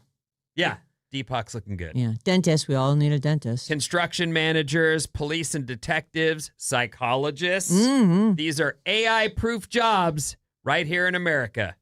Information security analysts, dental hygienists, social workers, and lawyers. Although we heard in the law, there's a ton of stuff they're using AI for. Oh. Tons of it. There's Like what? so much paperwork and things being written, and AI is filling a lot of those jobs that young people, new people in the business would normally do, but they can get them Farm done it out through AI. Mm. Anyway, but lawyering itself continues to be... You're not going to roll a bot into the courtroom to No, you're not. have your back. Be your defense lawyer. Are we gaming? What are we doing here? We can game here. 9:43. That is correct. All right. What do you want to play, Vinny? We got how old is that guy, or when did that happen? When did that happen? All right. Scrolling down. Vinny, you're first. You come in with 1 point, by the way. The Monkees won the Emmy for Outstanding Comedy Series. Remember, that was a TV show. That was before my time, They had though. hits. The Monkees won the Emmy for Outstanding Comedy Series. When did that happen? 74. 74. What do you think, Maddie? 64. 64. 75. 75. It was in 1967. That's a point for Maddie. You're on the board, Matt. I never saw that show. Oh. Like, I'm familiar with How it. did you miss it? I've seen every episode 5 times. Oh, my God. Davy The Jones, Monkees. Peter Tork, Mickey Dolenz, Mike Nesmith. I think The I Monkees. I might Here remember we the come, walking down the street. like Get introduction the funniest to the looks show. from everyone we meet. Can you even remember one episode? Hey, with the Monkees. Yeah. And then when Davy Jones did a crossover under the Brady Bunch. He's going to take Marcia to prom. Did he? No, I think he just showed up and she couldn't believe it. She fell about the place. I don't remember any of this. I only know the Monkees because they made some cameos in Boy Meets World. Oh, did they? Really? Yeah. But they were all old by then. Right. Boy Meets World is the show Jared- starring Jared Leto, I Drake. think? No, that's No. Degrassi. Yeah, Oh. that's a Grassy High. Oh boy. Uh, All right. is that also Claire Danes, Boy Meets World? No. Who's in that? Ben Savage, Danielle Fishel, Topanga. Oh, right. Ryder Yeah, Strong. I've heard of those things, but I don't. They're really only from this. And now Ben Savage, I think, is a politician, but Yeah, I don't know what the hell those people are up to. Okay, so that's a point for Maddie. Here's your next one. Maddie, you're first. The album Born in the USA by Bruce Springsteen was released. 7 top 10 singles, including Ooh, I'm on fire. oh, I love that song. Me too. Glory Days, Dancing in the Dark. 1984. 84. That's when it was. 83. 85. 84 is the correct answer. Yeah. 2 points for Maddie. Oh, you guys all nailed it. Why did you know that? because I bought tickets. Remember, I was doing scalping ticket. I was working for a ticket scalper and bought tickets for that tour. Remembering the exact year. Henry Ford made a successful test run of his horseless carriage in a nighttime drive through the streets of Detroit. When did that happen, Bob? That's a car, by the way. The horseless carriage I was know. a car. Okay. I spent some time in Detroit. Oh, right. You're a car girl. No. Not a car girl. I hate cars. You're a marketing I used of to cars work girl. in auto. I don't know. 08? 1908. Yeah. Okay. What do you think, Vinny? 1899. 1905. It was 1896, and that's a point for Vinny. Poltergeist came out. What a great movie.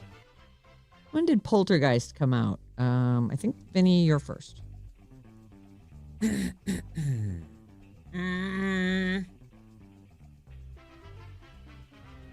Poltergeist, they're back. Yeah. I'm going to say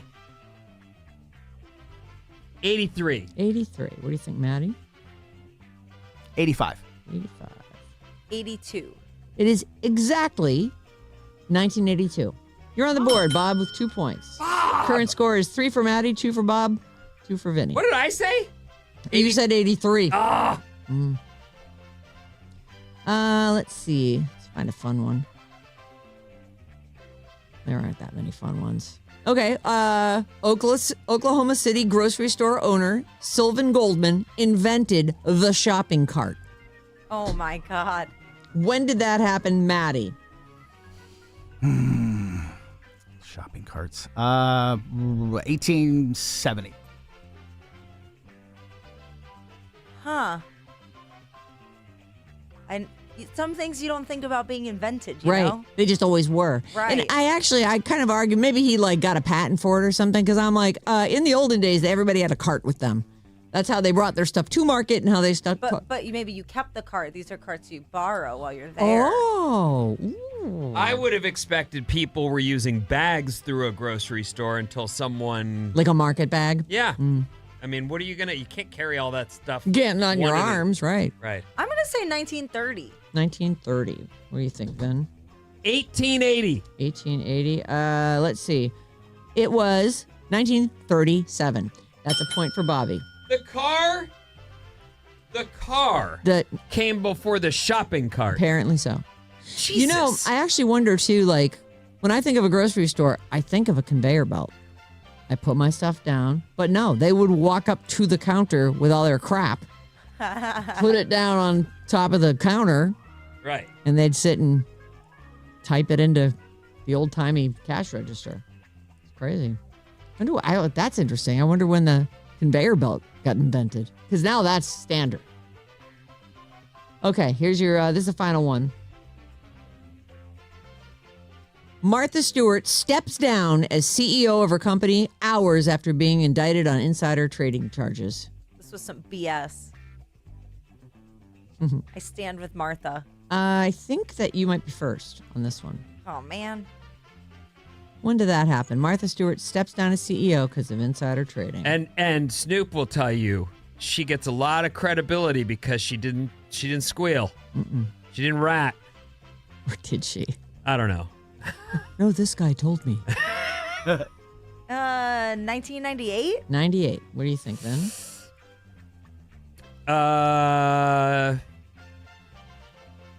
2000. 2001. 2003 is the correct answer. I and almost said that. Maddie is on the show. Maddie, he's on the show. Yes, Maddie, he's on the show. Yes, Maddie. All right, everybody, have a great day. Goodbye. Keep it here on Alice. We've got your chance to win 4 packs of Pick Your Day tickets for Outside Lands. Mason's got a chance for you at 12:05, and Jane's got you at 5:05. And don't forget, Jane does 97 minutes commercial-free every day starting at 4 p.m. Tomorrow on the show, Bad Advice at 7 a.m. with Scott Capurro. It's not too late to get a letter in, badadvice973@gmail.com. And we will see you on Friday. Thank you.